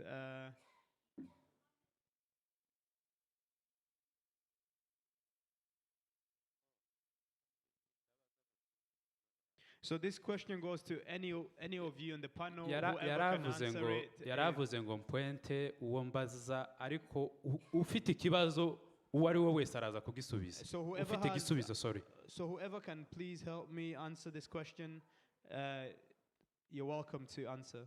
Ikibazo canje rero kikagira kiti ruriya rubanza rwabaye clôturé kubera amatora yarangiye cyangwe rwabaye clôturé kubera yuko nta suivi cyangwa nta barukurikirana bahagaragaye. So the question is, was the case closed because of he lost the election, or was it closed because there was nobody to follow it up and to really look into it? ikibazo cya kabiri hariho amateleviziyo n'amaradiyo muri Congo akomeza acishaho amagambo abiba ubwicanyi n'amacakubiri. So the second question is there is broadcasts in Congo television and radio that is amplifying the hate speech. Hariho ubushize uwitwa Justin Bitakwira benshi murashobora kuba mumuzi yabaye convoqué muri parquet i Kinshasa. There's a certain Justin Bitakwira who was called in courts in Kinshasa.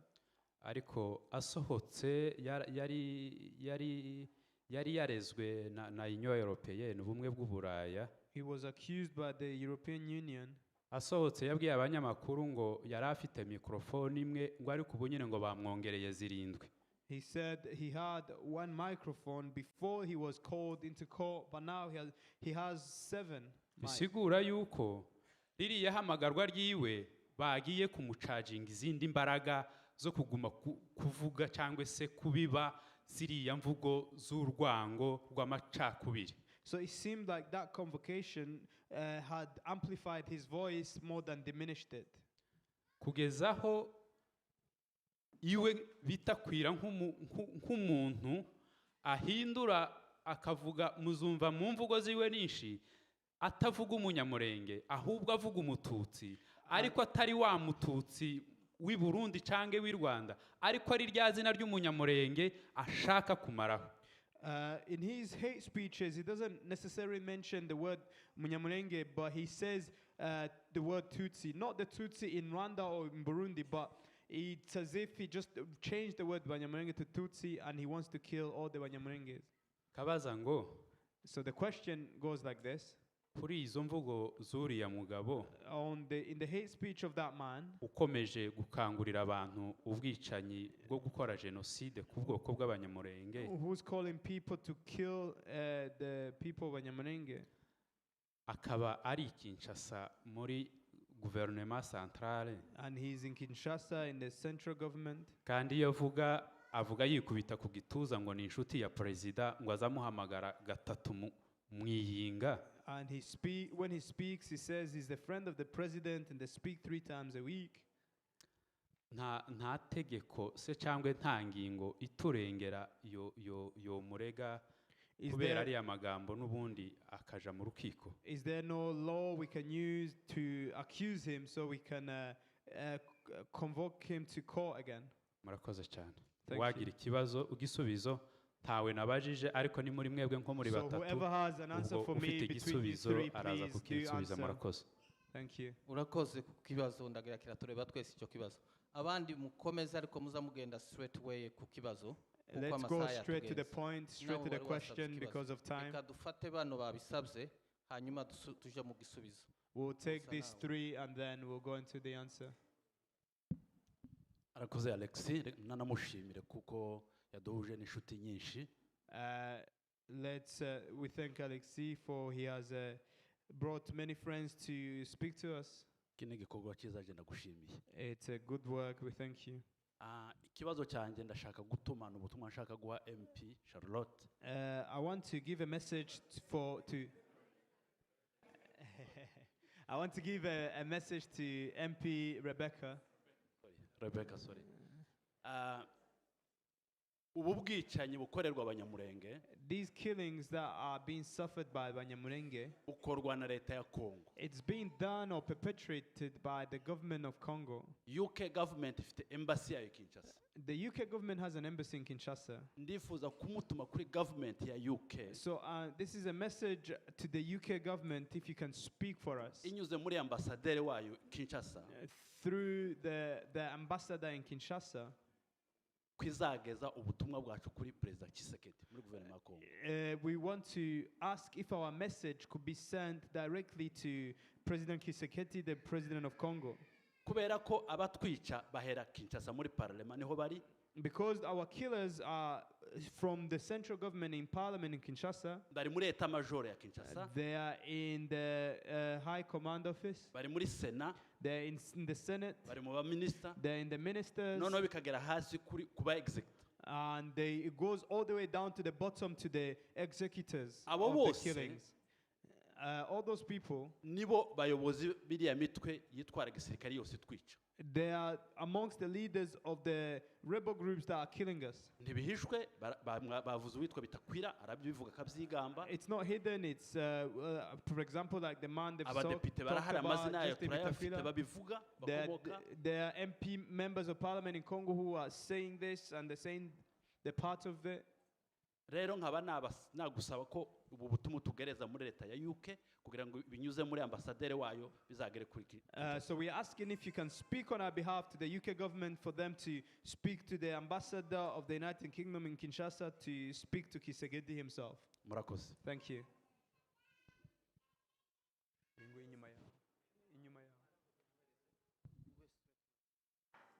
Sawa murakoze cyane. Thank you very much. Banje gweza pole abacitse ku icumu.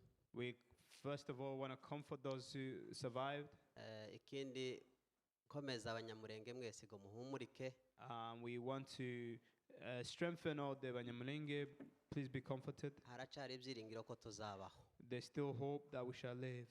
Ikindi ndashimira abashitsi baje. I thank all our guests kudufata mu mugongo. Who have came to support us. Kibazo canje ndatinze. My question is this. Ni icifuzo ku butegetsi bwa UK. It's also a request to the UK government. Nkuko muzi amateka y'imipaka hariya representa yabidusobanuriye Ernest. As you know, the history of borders as we were told before. N'abanyamurenge uko basa. And you know the way the Banyamulenge looks like. N'abahema n'abanyarucuro. And the Hemas and people in Ruchuro. Kaba nsaba nka UK na UN. We asking the UK and also the UN. Niki mwakora kugira ngo abo bantu barengerwe bareke kwicwa urubozo abakiri bazima. What can the government of the UK do to protect those groups of people who are living in those areas, those who are still alive? Nimba UN ntacikoze ariko turasaba UK izagira icikoze kigihugu gikomeye ku isi. If the UN is not doing anything, can the UK not intervene and do something? Murakoze. Thank you. Mazina nitwa John Sengiyumva. His names are John Sengiyumva. Mfite ikibazo nshaka kubaza. I want to ask this question. Our experts who are on the panel. Mfite ibibazo bitatu. I have 3 questions. Ikibazo cya mbere. My first question kiragira kiti. Goes like this. Niki mwakoze? What have you done as experts, which is in your responsibility, as these things have happened to our people Banyamulenge, and it's still happening, there is clear signs that it's a genocide being perpetrated. Nobody can doubt that. kandi koko mu mategeko mpuzamahanga and in the international law, niba ntibeshe neza, if I'm not mistaken, amasezerano mpuzamahanga akumira akanahana ibyaha yo mu 1948 the law of 1948 UNPPCJ, yeah, the UNPPC 49.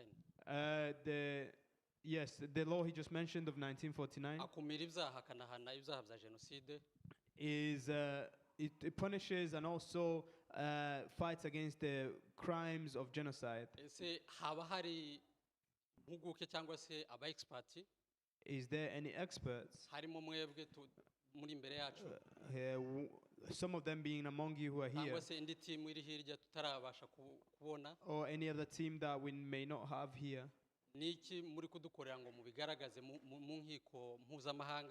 What is it that is being done for this to be known in the in the international community zishinzwe gukumira ibyaha bya jenoside to bring our case to the bodies that are in charge of fighting against genocide ideology. icyo ni ikibazo cya mbere. That's the first question. Ikibazo cya kabiri, The second question, ko akenshi jenoside genocide normally, hari ibimenyetso biba bihari bigaragara, there's clear signs of genocide, ariko ibyo bimenyetso but those signs birabikwa are hidden. ntibiza bisaza.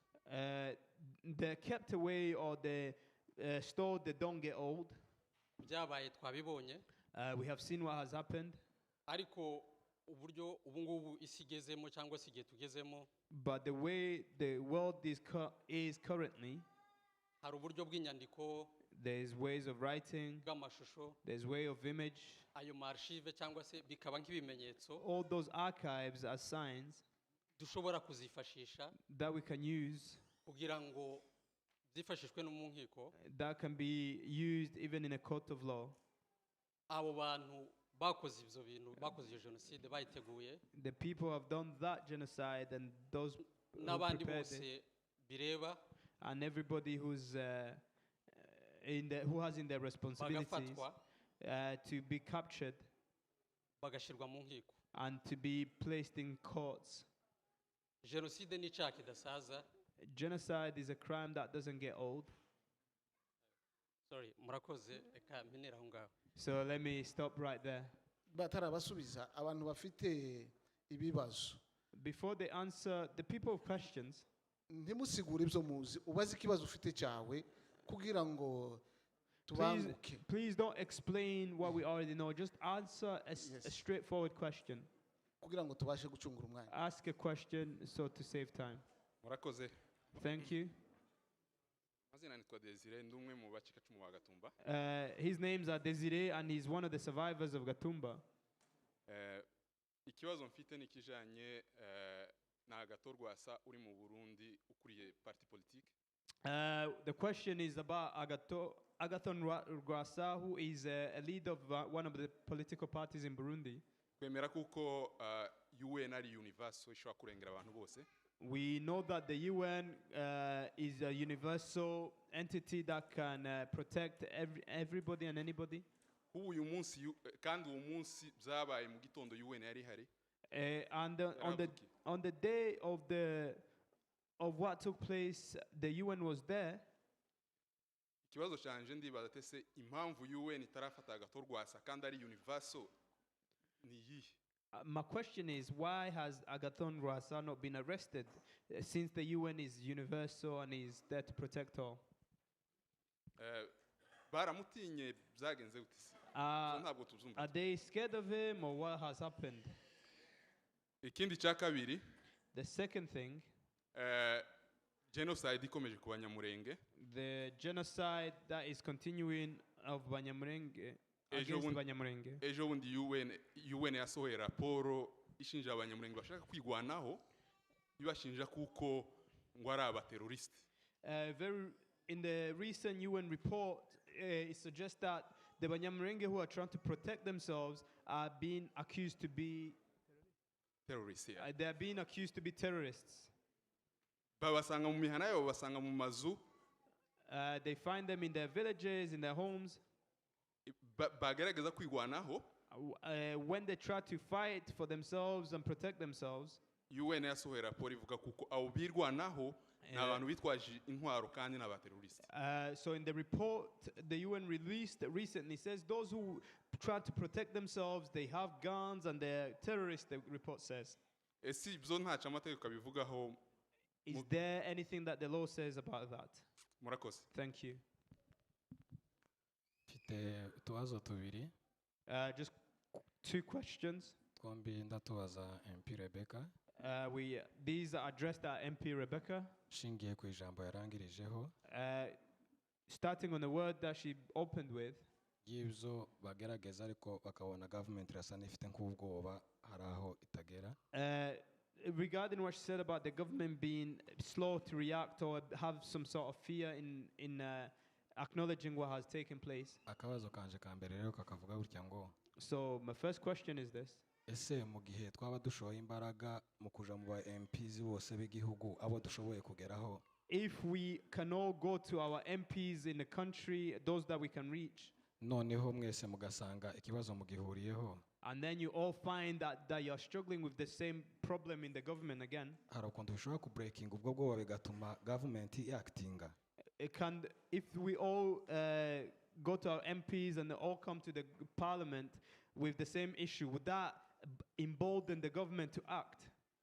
Icya kabiri, The second question, hejuru y'aba MP this also about the MPs. hari abandi bari hejuru yanyu mwaturekomandaho nabo dushobora kugenda tukageraho. Is there any level that is above MPs that we can go to also help kuko find biba support? bishobotse naho twakomanga tukinjira.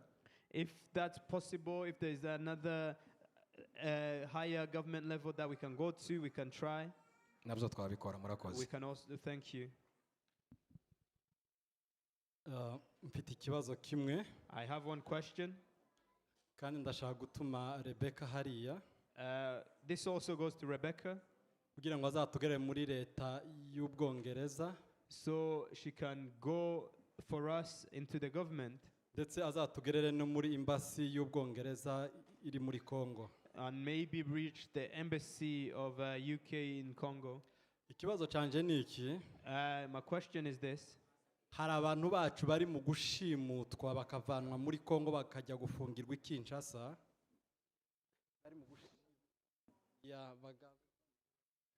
Bakabashimutiraho bari bakabajyana i Kinshasa. Yes. So there are our people who are being kidnapped from where they live in their villages and they're taken to Kinshasa to be imprisoned.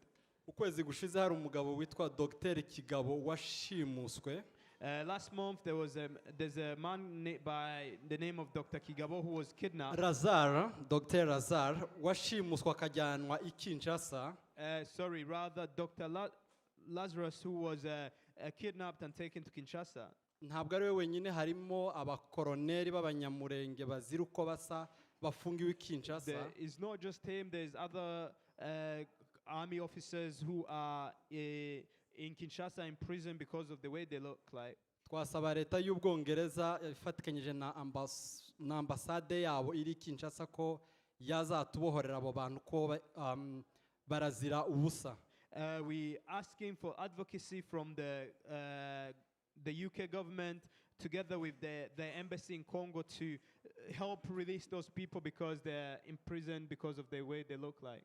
Kandi dusaba ko mwazagenda muduha feedback ku ibyo bintu cyangwa izo raporo zaba zaratanzwe. And we also ask if it's possible to get some feedback to see if these things are being followed. Banita Manase. His name is Manasseh. Kibazo canje ndakibaza Ntanyoma. I'm asking Dr. Ntanyoma. Niwe numvishe. He's the one that I understood. Nicyo gituma ari we ngiye kubaza. So that's who I'm going to ask. Watubwiye ngo ikibazo ahantu kiri. You told us that the problem, where the root of the problem is, nuko aho abantu bahaye bishirwa ariho UN iri. Where people are being killed, that's where the UN peacekeeping mission is. Ariko iyo nyine niyo idashaka kuko ibyo bivugwa. But the same UN that is there in peacekeeping mission is the same UN that doesn't want to speak about the atrocities that are taking place. Watubwiye ngo nta gihugu na kimwe mu bihugu by'ibibanyi na kimwe kigira ico kituvugaho. You told us that no neighboring country supports us in any way. None se ninde wundi uri hejuru ya UN ngo ari we tuja gutakira? Who else is above the UN who we can advocate to? Aho niho hari ikibazo cyanje tubwire uwundi uri hejuru ya UN ushobora kutuvugira. Iyo UN hayibona abantu bapfa ariko ntigira ikikora. Because the UN is watching our people die and is saying nothing or doing nothing, is there any other body or any other entity that we can go to for advocacy? Sawa, murakoze, nico cyari kibazo cyane. Thank you, that was the question. Murakoze, munyanganire nje nyuma abandi barangije n'ikibazo kimwe mbaza MP. We also got a question for the MP, Rebecca. ngewe ndabaza muri genero bakomeje gutinda kuri iyi jenoside ya Gatumba ariko ndabaza muri rusange They have asked a lot about the Gatumba genocide, but let me ask a general question. kino kibazo cy'ubwoko bwacu ni ikintu cyatangiye kera kandi n'ubu ngubu kikiriho. So the issue of our people started a long time ago and is still here today. Dufite iyo ibintu nk'ibi ngibi bibaye nubwo justice igikenewe bakiri gushaka uburyo twabona ubutabera. When a genocide like this takes place, that's when people sort of wake up, but we are still looking for justice and we're still waiting. Hari abagize ibibazo byo kubura ababo, hari abagize ibibazo by'uburwayi, hari abagize ibibazo mu buryo butandukanye. Bamwe muri bo dufite abo tubana hano, dufite abo tubana mu bihugu bitandukanye. Nkabaza ngo ese nk'igihugu hano turi turi priorite bingana gute nk'ubwoko bwacu bw'abanyamurenge mu buryo bwo gufashwa mu gusubira mu buzima busanzwe, kubera ko hari imiryango iri aha ngaha ntekereza imwe idafite, biragoye kubura abawe wagera n'aho wagakwiye kubonera ubuzima, ibyangombwa, uburyo bwo kubaho bikagorana. Turi priorite bingana gute? Icya kabiri nkabaza ngo hari inzira bishoboka ko twagira ubuyobozi bwagira imikoranire yihariye n'ubwoko bwacu mu gihe ubutabera bugikurikiranwa mu gufasha abo bantu. So briefly, his question is, he's saying people have been displaced and some of them have been brought to the UK. Is there anything that the UK government is doing for the people that have been brought here in the UK to support them, to reintegrate them into society, to support the wounded, those who are hurting, who are here currently in the UK? And secondly, his other question is there any support that the government can give directly to the Banyamulenge community to work hand in hand to solve the problems that they're facing here in the UK, as well as following the justice that is yet not to be given? Okay, barakoze ababajije ibibazo. Umwanya tugiye kubahereza abasubiza, ariko ndashaka kubamenyesha ko umwanya waturangije amasaha baduhaye, baravuga ngo tugomba kurangiza saa 11. Thank you for asking questions. Now the mic is going to be back to the panelists, and we're running short of time. We're supposed to get out from here at 5. Okay, hari umuntu mpaye mbona uguma kuzamura ukuboko nimba afite 1 second kubaza ikibazo. Yes, ubwo tuzaba turangije ababaza ibibazo. Then twumve abasubiza. This is the last person of those who think about asking questions. Murakoze cyane kumva ijambo. Nitwa Bigirinka Bismarck. His name is Bigirinka Bismarck. Ikibazo cyanje ni igitekerezo cyangwa se ni icyo nshaka kuvuga ngo abadepite bacu bazotuvugira imbere. Is a recommendation for our MPs. Nkurikije mwene data cyangwa se Pasiteri Ernest ibyo yavuze atwereka mu 1885 abazungu bacamo imipaka yacu ya Congo. If I go back to what Ernest presented to us in 85 when they were dividing Africa in general in DRC. Kubera amateka yahabaye byenda bari muri Congo abanyekongo bari mu Rwanda abanyarwanda n'abandi baba abarundi. Because of the history, because of the borders, those who are in Congo were called Congolese, those who are in Rwanda were called Rwandans, and Burundi as well. Iwacu muri Congo abantu barapfuye kuva nyine kera nibirebire babivuze, ariko ikibazo cyanje karanyihutisha ariko nyine nashaka kucyumvisha. Ikibazo cyanje ni ukuvuga ngo ese ko tuguma dufa igihugu cyacu kandi cyaragabuwe kuva kera abazungu babiteye, kuri none ntitwobatuma ngo bagende n'ubundi bazosure bakidukatire twikukire. Nico gitekerezo cyanje nari mfite. Yeah. Okay, you can translate. Oh, can you translate now? Yeah, please. Nimutuze gato tubisemure. Okay. Bari gusakuza. Can you be quiet, please? Muchachege mwumve ko yavuze. Yeah. He's saying from the history we have realized that Europeans or the colonization has divided Africa in general and DRC in particular, and this resulted into all of these issues and these wars that's affected our community in particular. So he's asking, what if they go back and divide Congo again, and then we remain your part and the other people remain in their part. Okay, you can respond to the question now, the panelists. Thank you. Can I go first? I'm really sorry to say I've actually got to rush off now. Okay. But I can't really answer any legal questions anyway. I haven't got that expertise. Mumbabarire ndimo ndihuta. Can I interpret for you, please? Ndimo ndihuta kandi ntabwo ari bushobore gusubiza ikibazo icyo ari cyo cyose kijyanye n'amategeko. But I just wanted to say that Innocent, again, who's not here, his work with Collective des Avocats, he's been preparing a lot of legal work as well, and others might be able to go into more detail about that. Hari mugenzi we utari hano wakoze ubushakashatsi kandi ukorana na baro y'abavoka hano niwe wenda ushobora kuba afite ubumenyi bwo gusubiza ibibazo bijyanye n'amategeko.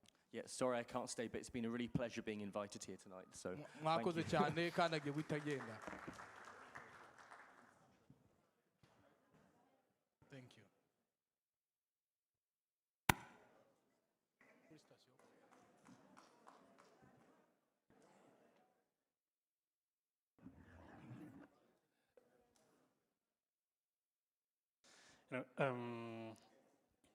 Thank you so much. I'm gonna try to be brief. I think most of the questions were directed to you. Okay. Reka mbere kuri kimwe bambajije mu buryo buri specific. Let me start from the question that was particularly addressed to me. Pastor Manasseh. It was asked by Pastor Manasseh. Navuze ko abanyamurenge bicwa hari peacekeeping mission iri aho bari. I say the Banyamurenga are being killed when peacekeeping mission is watching or is in and around where they are killed. N'abahema aho bicirwa. Even where Bahema community is being killed. Bikorwa ahantu hagufi cyane haba hari UN peacekeeping mission. It is done, the killing is done in a very near place where there is a UN peacekeeping headquarters or camps. Sinzi ko ni muri position yo kuvuga ko ibyo bintu UN ibizi byose.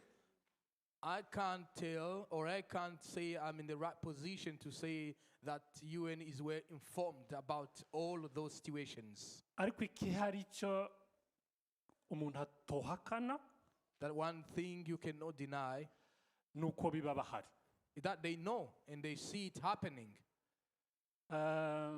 Uburyo njyewe mbisoma, that's my personal stance.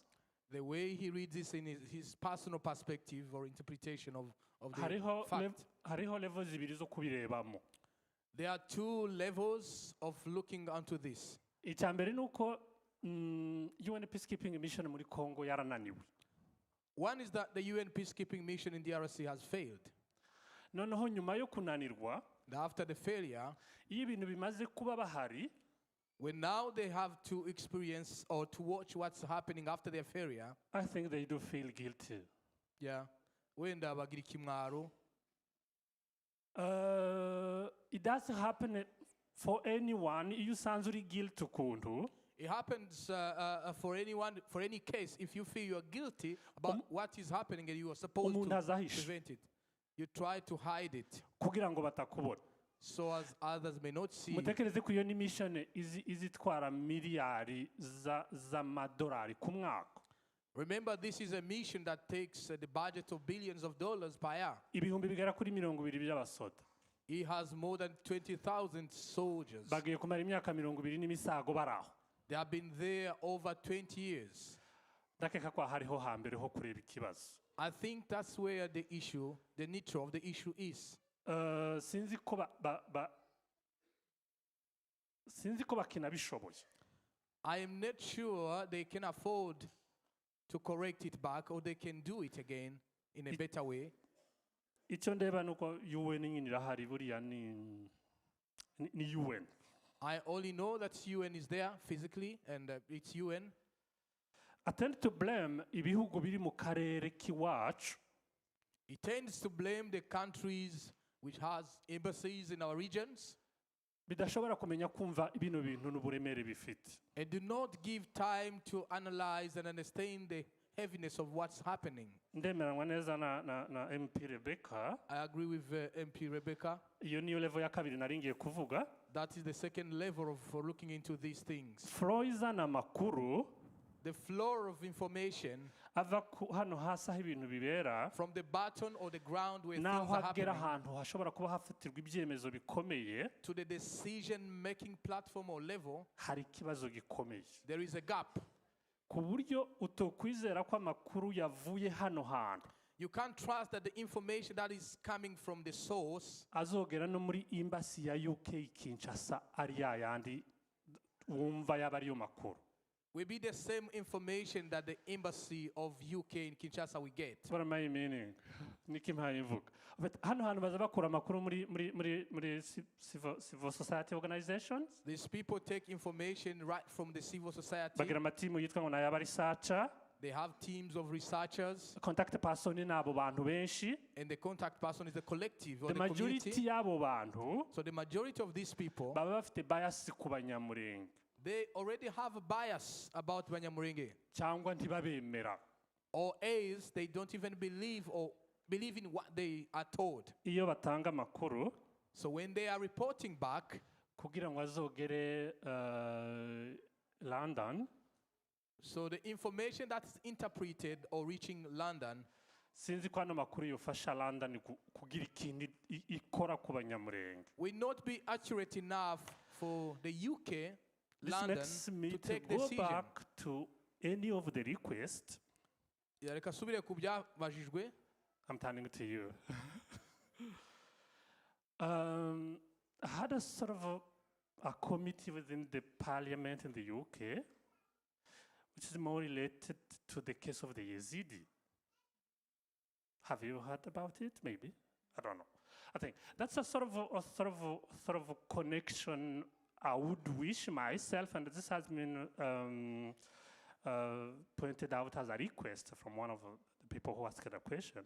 I think the UK Parliament should try from, I don't know who, maybe from your effort and support, to find in a sort of a connection, a direct connection from the Parliament to the Banyamulenge living in the UK as their constituency. This can help, at least, to balance their source of information. Amakuru, iyo wandikiye umuntu wose anyway, ntabwo ndandikira benshi, I'm sorry. Iyo wandikiye umuntu w'umuyobozi muri kino gihugu, if you write to a leader, any of the leaders in this country, baza bakubwira ngo we are sorry, we are so sympathetic for everyone, for any victim, n'undi ngo wese ngo abantu bose barapfa ngo turabizi. They say we're sorry for what's happening and we're sympathizing with you and we know that people are being killed. We are aware of that. Does this solve the problem? Ese ibyo mu by'ukuri birasubiza ikibazo? No way. Umuntu atarashobora kumenya kumva ko mu bintu byinshi bivanze uko byo bimeze kose. If you are not able to understand that in the mixture of all those things happening, ko harimo ikintu kiri specific, that there is something specific, bizotugora ko abantu badufasha. It will be hard or even impossible for us to get help. Pastor, sinzi ko hari undi muntu twabona twirukankira. I am not sure we can have another person to reach to. I think this as an alternative. Maybe ibi nibyo twakora bindi wenda. Ofite no kwishaka imbaraga.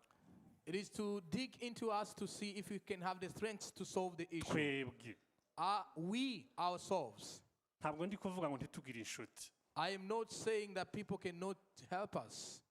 Kugira ngo Rebecca amenye ko abanyamurenge bari gupfa. For Rebecca to know that Banyamulenge are being killed. No, at least she was connected with someone. It is just because she was connected to someone who knows this. That's the case of the many friends who are here today.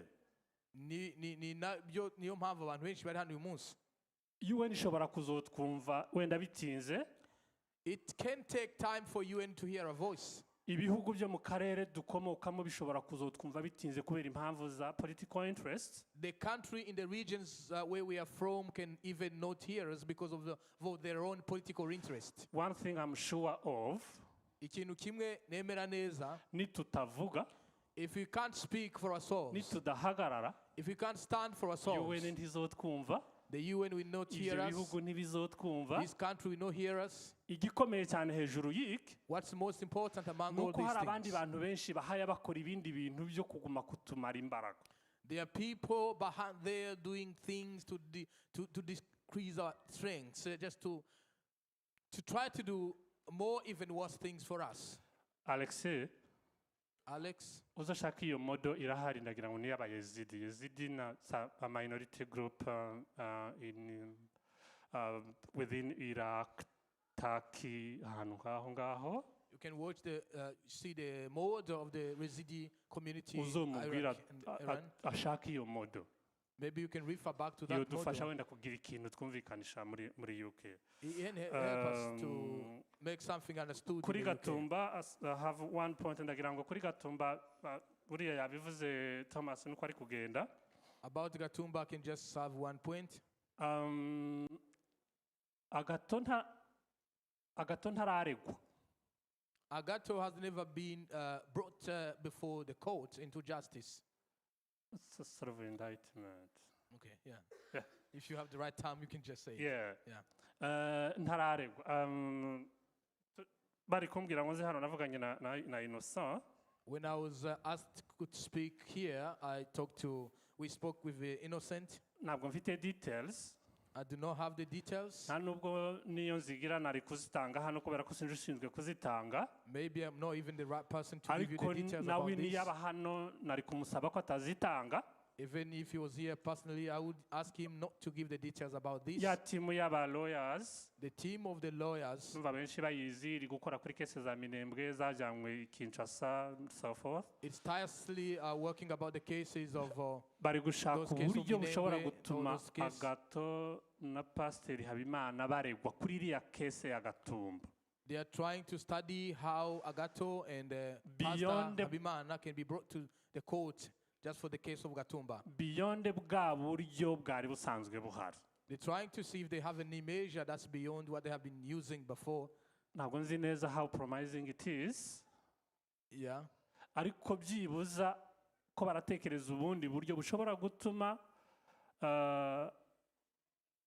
haboneka ikintu kihari cyanditse cyateguwe gishobora umuntu yashobora no gukoresha. At least they are looking at different alternatives that can be effective, maybe most effective than what they have been using before.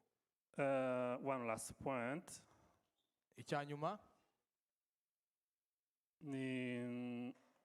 Anyway, this is not more about a question of boundaries. Kubera ko iyo abantu babivuga bagatekereza imipaka, ndatekereza Bismarck, ndatekereza n'undi. When people are talking about the boundaries that were put by colonial systems, it goes more deeper than that. Ibyo birenze ibyo abantu batekereza. Just imagine ko abantu muri genocide yakorewe abatutsi mu Rwanda. Remember or imagine when genocide was against Tutsi was happening in Rwanda. Bari kubatwara muri Ethiopia. They could take them back to Ethiopia. Do you see any territorial boundary between Rwanda and Ethiopia? Ese ushobora kubona imipaka iri hagati y'u Rwanda na Ethiopia? Probably not. Iyo muri Congo bavuga ngo birukana abanyamurenge, birukana abahema ngo babasubize iyo baje bava. If they're trying to say in Congo that they to chase Banyamulenge and Bahema to where they came originally from. Ni kuvuga ngo mu buryo bugufi. In brief. Ushobora gutekereza ko bavuze ngo nibabajyane mu Rwanda. You can think, if you short-minded, you can think they are asking us to go back to Rwanda. Just imagine iyo baza kuba bari barabatwaye muri 1993. What if they would take them back in 94, bakabageza mu Rwanda? And they take them to Rwanda? Ubu bari kuba bari hehe? Where would they be now? It goes beyond what we think as the territorial boundaries. Birenze ibyo twita imipaka y'ibihugu. I would suggest kuri no audience iri hano ko abantu bumva ibintu mu ubwo buryo bunini. Of course, iyo nayizamo. I would suggest you to have a wider point of view or a wider view of the issue of these things. Iki ni ikintu gifite origine iri kure cyane kuruta uko ino mipaka yabaye drone. Because it has a far background than just saying that it was due to the boundaries that way. put there in 85. Maybe my last point, kugira ngo ndeke MP Rebecca avuge. As you've heard from different questions and different perspectives, this is a very complex question. It involves killing people. It involves silencing them. And more beyond, people tend to create the narratives and the rhetorics that demonizes them. To the point, at the time they are killing someone who belongs or who look like anyone here, whether me, I seem to be the one Alex yavuze wacitsemo wapfuye kuba yaravuyemo abantu babiri, because I'm tall. I should have been divided into two people maybe. It goes beyond to the point where people are demonized, dehumanized. That's where we found the rhetorics and narratives of hate. It's propagating from where the Banyamulenge live now up to the border, the western border. It moves outside of Africa, where we have people around here who keep propagating messages through YouTube, through Facebook, Twitter, and the other social media platforms, simply by trying to demonize the Banyamulenge. They simply say they don't belong to Congo, they are killers. They tend to find any image that demonizes them. That means, thank you at least for you being part of this community. But whenever we are trying to understand where it comes from, what's happening today, we need to take it seriously and broadly. Thank you. Okay, before the MP can speak, nashaka kumenyesha abantu dufite ijambo rya uduhagarariye umuryango w'abanyamurenge hano muri UK, afite ijambo ryo kuvuga hanyuma. I just want to tell you that we still have the community, Banyamulenge community representative leader speak after. Afite. Yes, after Rebecca. Yeah. And then after that, dufite ibyo dusangira. After that, we will have a refreshment. We have something to share. Timugende mutafunguye hari ibyo umuryango wabateguriye. Do not go before the end of the entire program, because we still have things we need to share with you from the community. Okay, welcome. Thanks very much. I'll be brief, and just to echo what you've just said about how important this is to highlight now, and I think Excuse me, can I interpret for you, please? Can I interpret? Yeah. Yeah. Ndaza kuvuga mu ncamake kandi ndasubira mu byo yavuze. And I think it ties into a lot of the questions that were asked. Kandi biraza kugaruka no ku bibazo byinshi mwibajije. A lot of the questions surrounded what MPs are doing to raise awareness. Ibyo byasa no kubibaza ngo ese aba MP niki bakora kugira ngo abantu barusheho kumenya ibyabaye. And with the government being so slow to act on this issue, kubera iki leta itinda gufata icyemezo cyo kugira ikikora kuri ibi ngibi? Would it actually change anything if anyone bothered to contact their MPs? Ese mu byukuri hari icyo byaba bimaze abantu bakomeje kubwira aba MP babo? And what I'd say is this. Icyo bivuga rero, at the moment, ubu ngubu kuri none, we don't feel like we're being heard. Ntabwo tuzi ko ikibazo cyumvikanye. But the government is aware. Ariko byibuze leta hari ikibiziho. They have written back to letters that I've sent them. Bansubije inyandiko nabandikiye. Saying that they continue to actively lobby the government of the DRC. Bavuga ko bakomeje kotsa igitutu leta ya Congo. To tackle the drivers of conflict. Kugira ngo bagire icyo bakora ku ntambara ziri kuhabera. Introduce human rights reforms. Kandi bashireho uburyo bushya bwo kureba uburenganzira bw'ikiremwa muntu. Combat impunity. Ndetse banarwanye kudahana. and pushed for the imposition of sanctions through the UN kandi barebe icyo bakora n'umuryango mpuzamahanga UN against individuals kugira ngo barebe abantu by'umwihariko who have committed serious human rights abuses. bakoze ibyaha byo guhohotera uburenganzira bwa muntu.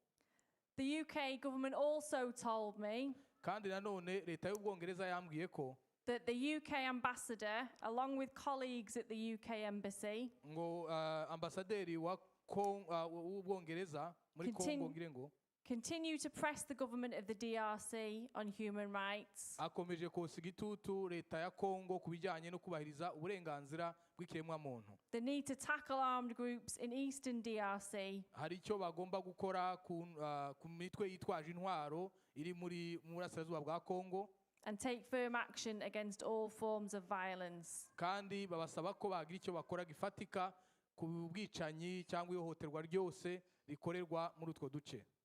Now I'm just one MP yewe ni umu MP umwe wenyine that's contacted government about this. niwe wenyine uzi wabashe kuvugana na leta ku bijyanye n'ibyo. And one MP on their own kandi umu MP umwe gusa is quiet like a little mouse. ntabwo yakumvikana abacecetse cyangwa ijwi rye ntiryagera kure.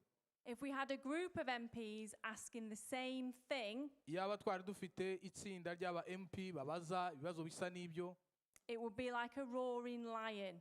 byari gusa n'intare yivuga. And the government would have no opportunity but to listen to us. kandi icyo gihe nta mahitamo leta yaba ifite usibye kutwumva no kudutega amatwi. So don't ever think so ntimuzatekereze rero ko that contacting your MP is a waste of time. Kuvugana na MP waho utuye ari gutakaza umwanya. Because trust me, kuko mubyizere if enough people niba abantu benshi apply enough pressure, bokeje igitutu, things will change. bagize icyo bavuga hari byahinduka. And I always tell a story to people. nkunda kubwira abantu inkuru. Even here in the UK, ndetse na hano mu Bwongereza, all of the things that we enjoy in our lives from day to day, ibi bintu twishimira twishimiye mu buzima umunsi ku wundi, like holidays, nko kujya mu biruhuko, weekends, ndetse no kwizihiza weekend, rights at work, uburenganzira bwo gukora, they didn't happen because a politician thought they were a good idea. ntabwo byabayeho kubera ko abanyepolitike batekereje ko ari ibintu byiza. They happened byabayeho cyangwa byagezweho because people like us came together as one abantu nk'aba nkatwe turi hano barihuje and demanded change. barabisaba basaba ko haba impinduka. Now that's what will happen ibyo rero nibyo bishobora kubaho in terms of protecting the Banyamulenge people. mu bijyanye no kurengera uburenganzira bw'abanyamurenge. So please contact your MPs ndabasabye nkomeje kugira ngo mujye muvugana n'aba MP banyu and be clear about what action you want them to take as well. kandi mujye murasa ku ntego murasure mubabwire icyo mwifuza ko babafasha cyangwa bakora. You want them to specifically to write to government. mubabwire ko by'umwihariko mwifuza ko bakwandikira leta. Now there was a number of other really good questions that were asked. hari ibindi bibazo byiza byabajijwe. One of them was what the UK government was doing to support Banyamulenge survivors in the UK. Niki leta y'Ubwongereza irimo irakora kugira ngo ifashe abanyamurenge bacitse ku icumu mu Gatumba. And the answer to that, as far as I'm aware, ndababwira ko ibyo nzi is not a lot. ntabwo ari byinshi. shingiye ku byo nzi ibyo bakora ntabwo ari byinshi. So that's another thing that our MPs should be campaigning to change. icyo ni ikindi nanone aba MP bagombye kuba bafite icyo bakoraho. But what I will say, icyo navuga rero, and this is separate from the UK government, ibyo bitandukanye n'ibyo leta y'Ubwongereza yakora. a lot of our local areas ahantu henshi dutuye have been coming together to provide support themselves. abantu barihuza bakifasha bakagira ibyo bifasha. And a great example of this kandi urugero rwiza rw'ibyo is the Salford Refugee Forum. ni nka Salford Refugee Forum cyangwa ihuriro ry'impunzi ryo muri actually- Salford. It's actually run by many of the councillors who've been involved in organising today's event Iriyobowe na bamwe mu bakansala bagize uruhare mu gutegura uyu munsi because they saw how little support was being provided. bamaze kubona ko hari ubufasha buke cyane burimo buratangwa. On the other issues that were mentioned, Ibindi mu byavuzweho cyangwa byagarutsweho, I'm just having a look through them all now.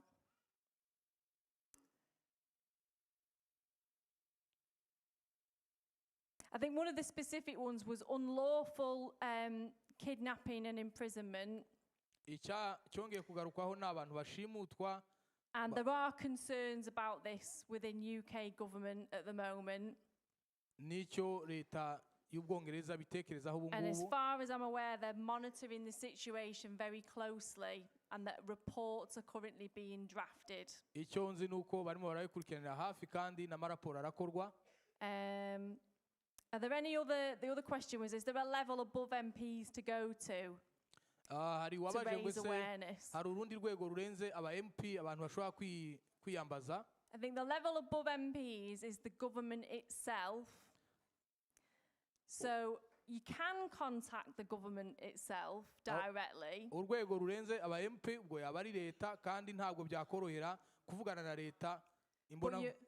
you're more likely Wabikora? to get a response from them if you contact them through your MP. Aha. Wavugana nabo ariko akenshi igisubizo byakorohera kubona igisubizo uciye muri MP. So just to finish, because I know that we've not got much time left, what I would say is please contact your MP and me if I'm your MP. Dusoza nongere mbisubiremo rwose mugerageze muzajye muvugana n'aba MP banyu. There are a lot of us that will do everything that we can to support and raise awareness. Hari benshi muri twe bazakora icyo bashoboye kugira ngo ibi bintu bimenyekane kurushaho.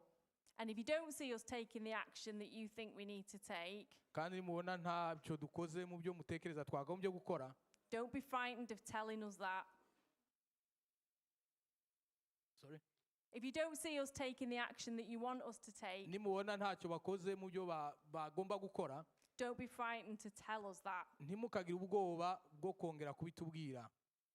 And just remember, today is a day to remember the victims of Gatumba. Mwibuke ko uyu munsi ari umunsi wo kwibuka inzirakarengane zaguye mu Gatumba. But as I said, it's more important to fight for the living now. Ariko nk'uko nabivuze twongere duharanire kubaho, ubundi icyo tugezeho ni uguharanira kubaho. Thank you. Murakoze.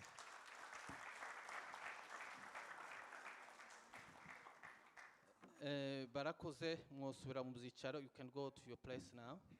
Thank you. You may go back into your seats. Turasa n'abagiye kurangiza mbere y'uko mpereza abagabo na Madame Jacqueline ijambo rya nyuma. We are almost concluding before I give Bagabo and Madame Jacqueline to give us concluding remarks. Dushimiye abapanelisti bitekerezo baduhaye n'ibibazo basubije. We thank all the panelists for their ideas and the answers to the questions given. Ijambo novuga bwa nyuma nshimiye ba nyiri rino rusengero Pastor Alan and Claire. And lastly, before I sit down, I want to thank the pastors of this church, Pastor Alan and Claire. This is my local church. Urunirwo rusengero rwiwe. Ndabashimiye cyane kuba badutishije uyu mwanya. Thank them for they have allowed us to use this venue. Bakoze igikorwa cyiza kuvuga ngo baduhereze uyu mwanya hano. They have done such a good thing to give us this place. Kandi nkaba mbashimiye mwese kuba And mwatwitabiriye. I thank all of you for coming. Mbere yuko ntanga mikoro nibamara kuvuga. When they finish talking, our visitor cyangwa abashyitsi they going through the double door there. Abashyitsi bacu baraca muri iriya miryango iri hariya. Nibo batubanziriza kugira ngo begere ifunguro. And they're going to go before us go and get the refreshments. Ifunguro. They're going to get the refreshments. Okay. It's fun. Then n'abandi twese turakurikira. And then everybody else will follow them after. Bagabo na Jacqueline mwahaguruka. Hariho umushuti ukunda gusaba ijambo Emery.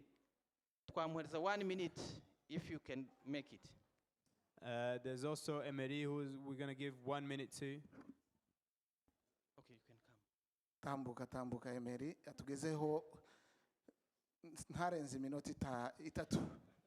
I will be short. I was not even expected to speak. So Okay, thank you so much. ndavuga makeya ntabwo nari niteguye kuvuga. Quick introduction. My name is Emery Igiraneza. Yitwa Emery Igiraneza. I'm a Burundian. Ni Umurundi. And I am a leader of a political party in Burundi. Kandi ni umuyobozi wa parti politique i Burundi. So I will not do justice to me and to Burundians if I don't start with an apology as well. Ntago byaba byiza ntangiye kubabwira ntabasabye imbabazi kwanza.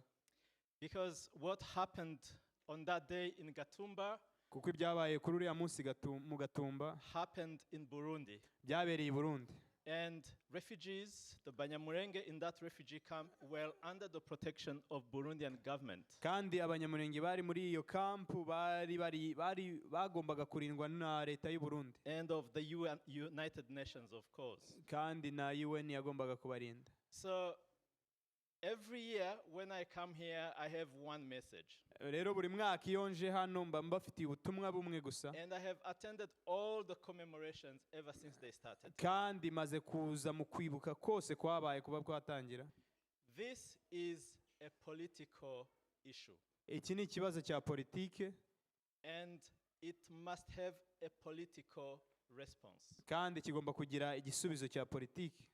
The advocacy that we do should be political advocacy. Kandi tugomba guharanira cyangwa se gushakisha ubuvugizi muri politike. It should be both in the region where it happened and also in the friends of Banyamulenge wherever they are in many countries. Bigomba kubera mu karere byabereyemo kandi n'inshuti zose z'abanyamurenge aho baherereye ku isi.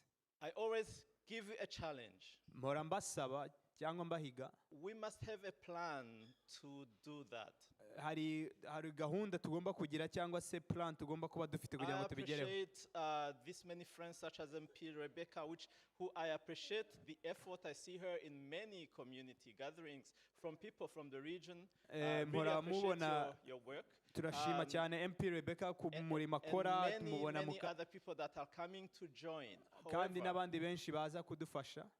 I had many answers to the questions related, for example, to Agathon Rwasa, who is a political counterpart in Burundi. And I know, really, I think what I know is what is going on in Burundi and how together we can come to some sort of pressure that is tangible in that country. Rero tugomba kureba cyane nk'ibibazo byabajijwe nk'ibyo bya Agathon Rwasa hari ibisubizo naba mbafitiye tugomba kuza hamwe kugira ngo tushyireho imbaraga zo kugira ngo tubone ubutabera. Besides my political life, I am in the position to see so many things internally that happens within the UN, the humanitarian sector, because also that's my sector.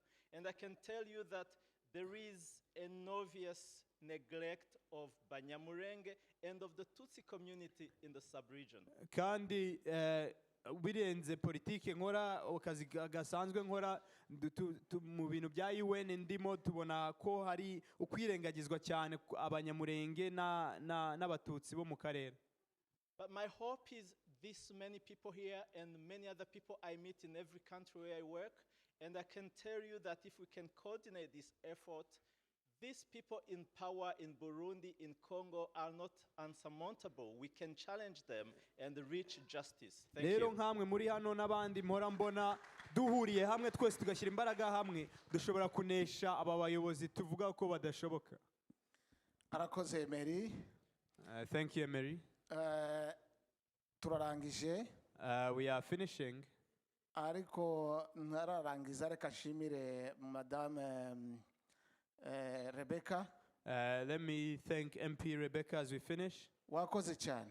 Thank you so much. Yakoze research numva n'umuntu wita ku bibazo byacu. She spoke so eloquently and I realized that she really cares about our problems. Yavuze imihana imwe abantu bamwe batazi bari hano. She spoke of some villages that some people were here don't even know that they exist. Byatugaragarije kuko turi mu nzira yo gushakirwa amahoro. it's evident to us that we are on the right path with her. nubwo abantu bari bacitse intege ariko ubu turahagurutse tubari inyuma tuzafatikanya kugira ngo tugere ku butabera. Even though some people were discouraged, we are re-strengthened again that we shall work together to bring justice. Rero njyewe mu giti cyanjye ndabashimiye nk'uwari uhagarariye ceremony. I personally thank you as the one that was leading this ceremony. Ku mutuzo mwiza mwagize mwategereye cyane. Thank you for your patience. You Rero reka really turangize listened. n'ijambo ry'umuyobozi wacu kugira ngo dukurotire. Let's finish by the word of the leader of the Baka community here in the UK so we can finish. Thank you. Murakoze. Umwanya watujanye ndavuga muri makeya gusa. Our time has gone, but let me briefly say this. Mbanje kubasuhuza mwese. I greet you all. Ndashima kuba kuri uyu munsi. Thank you for coming today. Ubu nishima buri wese wabashije kwitabira uyu muhango. I thank everybody who was able to attend this event. Umuhango twibuka ku nshuro 19 jenoside yakorewe abanyamurenge mu Gatumba. As we remember for the 19th time the genocide against Banyamurenge in Gatumba. Uyu ni umunsi utoroshe. This is a very difficult day. Kongera kumva ubuhamya bw'abahabaye. To listen once again to the testimonies of the survivors. Kureba amashusho y'ibyabaye ku bacu. To see the images of what happened to our loved ones. Nagahinda mu mitima. It's a great sorrow in our heart. Ikibabaje kurutaho. But what's more painful than that? Nuko tumaze imyaka 19. Is that it has been 19 years. Nta butabera. Without justice. Iri ni ijoro cyangwa se ni umunsi itariki ya 13 y'ukwezi kwa 8 Today on the 13th of August 2004. Aho ababyeyi abana bavandimwe. Where mothers, fathers, children, relatives. Bagiye kuryama bamwe ntibabyuka mu gitondo. Some of them went to sleep and didn't wake up in the morning. Igitangaje nuko. The amazing thing is. Byose byabereye mu maso y'abayobozi ndetse n'imiryango mpuzamahanga. It all took place under the eyes or the watching eye of the leaders and also the international community. Kandi ikibabaje kurusha. And what's more painful nuko ibyabaye kuri uriya munsi is that the things that transpired on that day bitarangiriye hariya. It did not finish there. Kugeza uyu munsi. And it's still going on today. Umunyamurenge Munyamurenge aracyarimo yicwa. They're still being killed. Agahohoterwa. They're still being hurt. Bagafungwa. They're still being imprisoned. Ubuzira impamvu. For no reason. Ni ibintu bitoroshe. It's a very difficult thing. Ibi ni bihe bibabaza imitima yacu cyangwa se bibabaza imitima y'abahabaye ndetse n'abakomoka muri kariya karere twebwe nk'umuryango w'abanyamurenge. This is a time where that hurts our heart, that grieves our hearts, and also every Munyamurenge that comes from that region. Ariyo mpamvu duhura nk'uku nguku. That's why we meet like this. Guhura kwacu ni ingenzi. Our meeting is very important. Turahura kugira ngo twibuke. We meet to remember. Ibyabaye kuri bene data. For what happened to our family members. Ikindi kugira ngo turushirizeho kumenyekanisha ibyabaye kuri ya munsi ahantu hose. But also is the advocacy to make it known everywhere what happened on that day. Nongeye kugira ubwoba numvishije ibyo MP Rebecca yavuze ndetse n'abandi benshi bavuze kuko ikibazo nasanze kiri kuri twebwe. It worried me a lot with what MP Rebecca said and everyone else what they said. They have found out the problem to be in our midst, amongst ourselves. Dr. yongeye kubivuga nawe. The doctor said it. Turi ijwi ry'abadafite ijwi cyangwa se ry'abadashobora kwivugira. We are a voice to the voiceless. Turi hano gutaka cyangwa se kuvuga ibyabaye kuri uriya munsi. We are here to cry out and speak of what happened on that day. Ariko igitangaje nuko hariho abantu batabizi. But what's amazing is that there are some people who don't know about it. Yabivuze ndetse n'abandi kandi uyu munsi ko nabivuze guhura kwacu nukugira ngo twibuke ubundi tubimenyekanishe ikindi turushirizeho gukomanga hirya no hino tunyuze mu bayobozi bacu nk'aba MPs n'abandi bose. So it has been spoken that some people don't know about it. That's why we are gathered here, yes, to remember, but to also amplify their voices to MPs, to all our leaders, so everybody may get to know about this. Pastor Martin yavuze ngo se ninde notuma. Pastor Martin earlier said, whom shall I send Icyo ni in ikibazo her kuri jewe message? nawe. That's my question to you. Uriteguye kuvugira mu Nyamurenge? Are you ready to speak for our Nyamurenge community? Dufite amaskills cyangwa se ibintu bitandukanye dushobora gukora. We have different skills that in our midst. Nabonye James arashobora kuririmba. James can sing. Indirimbo zihamagarira ubutabera. Songs that call for justice. Zimenyekanisha ikibazo dufite. Songs that make known the problem that we have. Dufite abashobora kwandika. We have people who can write. Dufite uwo ari we wese afite icyo yakora kugira ngo yegere a contribute cyangwa se agire umusanzu we atanga kugira ngo hagire igikorwa. Each one can give their contribution in order to make this known. Rero ni inshingano zawe nanje turacafite urugendo rurerure. We still have a long way to go. Ariko kandi turarunyuramo dufite ibyiringiro. But we still have hope. Atari uko gusa dufite imyizere turi abakirisitu. Not only because we have faith as Christians. Ahubwo nuko tuzi kuko tugomba guhagararana cyangwa se ibyiringiro byo guhagararana kwacu bizatugeza ku butabera bwa bene data. Is because we have hope that us remembering our loved ones will reach us to our justice. Mureke duhaguruke rero. So let's stand up. Icyo ushoboye gikore, icyo ushoboye gikore. Do what you can do. Uzi umubwire. The one you tell whoever you know. Kugira ngo abantu benshi bamenye ibiri kutubaho. So that everybody may know what is happening to Kuri us. bamwe na makuru. For some it's news. Barabisoma gusa bigatambuka. They read it on passing by. Kuri twebwe n'ubuzima. But to us it's our life. N'ubuzima uko pastor ariko abivuga hano. As the pastor was saying before. Sico kimwe nuko undi muntu wese yabyumva. It's not the same way as anyone else can understand it. Ndagiye mu magambo marembare. Without speaking too long. Mureke twishakemo imbaraga. Let's find the strength within ourselves.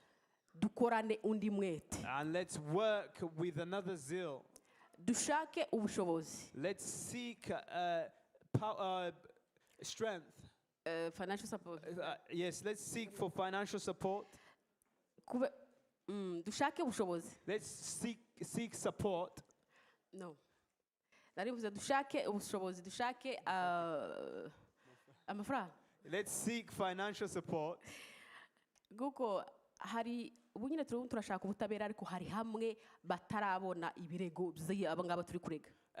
Yes, we are seeking justice, but there's places where our how can I call it? Our claim has not reached. Hari aho nshobora kugera cyangwa community y'abanyamurenge ishobora kugera undi muntu adashobora kugera cyangwa se undi yogera harenzeho. There's places, higher places that some of us can reach. Hari abacamanza babifitiyemo ubumenyi cyangwa se b'inzobere. There are judges that we can reach that have the abilities. Abo ngabo dushobora gufata kugira ngo bajane ibirego bakurikirane dosiye Gatumba ndetse n'ibindi biba kutubaho kugira ngo tuze kubona ubutabera. There's lawyers that we can hire that can take our dossiers and take it to court. Ibyo byose birasaba iki ubushobozi. That requires financial power. Tubibonye mu bayobozi bacu ndetse natwe ubwacu twebwe twishakamo imbaraga n'akarusho. If we can seek support from our leaders here and also from ourselves to find that financial capability. Reka turangize kubera umwanya nza mvuga karondogora. Let's finish because of time. Reka dushimire abantu. Let's thank people. Ndashimira buri wese wabashije kwitabira uno muhango. Let me thank everybody who has been able to come. Ndetse n'abashoboye kudukurikira ngira ngo byari ku murongo. For those who are able to follow us. Ndashimira abashitsi bacu batwitabye. Thank all our guests. Aho mwavuye hirya no hino. Who have came from near and far. Mwasize ibyanyu. You left your things behind. Mwigomye umwanya wanyu. You have given us your time. Mwaje uno munsi kubana natwe kudushigikira. You have came to support us today. Mwaduteze amatwi. You have heard us. Mwaturemyemo umutima cyangwa se ibyiringiro mu mutima. And you have given us hope. Kubera amagambo. Through your words. Ijambo ry'Imana batubwiye. The word of God that we have heard. Ndetse n'icizere bavuze baduhaye community wa umuyobozi wa community y'u Burundi. And the hope and the words from the Burundian community. Na Rebecca bivuze kuko batwijeje guhagarara natwe muri rugendo gushaka ubutabera. Together with Rebecca who has said they're going to stand with us in searching for this justice. Ntabwo turi twenyine rero. So we are not alone. Duhaguruke mu mbaraga zacu. Let's stand in our strength. Tugera aho dushoboye. Let's reach as far as we can. kandi tugira ibyiringiro ko umunsi umwe ubutabera buzaboneka And let's have hope that one day we shall have our justice. yaba muri twebwe cyangwa se no mu bana bacu bagomba kugera ku butabera. Whether it happens with us or through our children, we will receive justice. aba city mayor mwakoze. City mayors, thank you so much. Ceremonial mayor mwagize neza kuza kubana natwe. Ceremonial mayor, thank you so much for coming to be with us. MPs mwagize neza kubana natwe. MPs, thank you for coming. Councillors twabashimiye. Councillors, thank you so much. ntihagira abandi bantu bashobora kuja kwitoza kuba aba councillors kuko We Councillor need- Shama yakoze akazi gakomeye. We need more councillors like Councillor Shama because he has done a great work. abasha kutugeza ku bayobozi bacu He's able to connect us with our leaders tukabahereza ibibazo byacu and we give them our concerns and nabo problems. bakabigeza ku buyobozi bwo hejuru And cyangwa se they're able to take it further to the government. turabashimiye bivuye ku mutima. So we thank everybody from the bottom of uyu our munsi hearts. ntabwo wari kuba iyo mutaza kuba hano ntabwo wari gutungana iyo mutaza kuhaba mwese. Today would not have been successful had you not been here. kubabona kuri uno munsi Seeing you here today ni iby'agaciro kuri twebwe. is very important for us, mu izina valuable rya to us. kominote y'abanyamurenge bakayuke So in the name of the Banyamulenge community, Baka UK, turabashimiye we thank you. mwakoze. Thank you so much.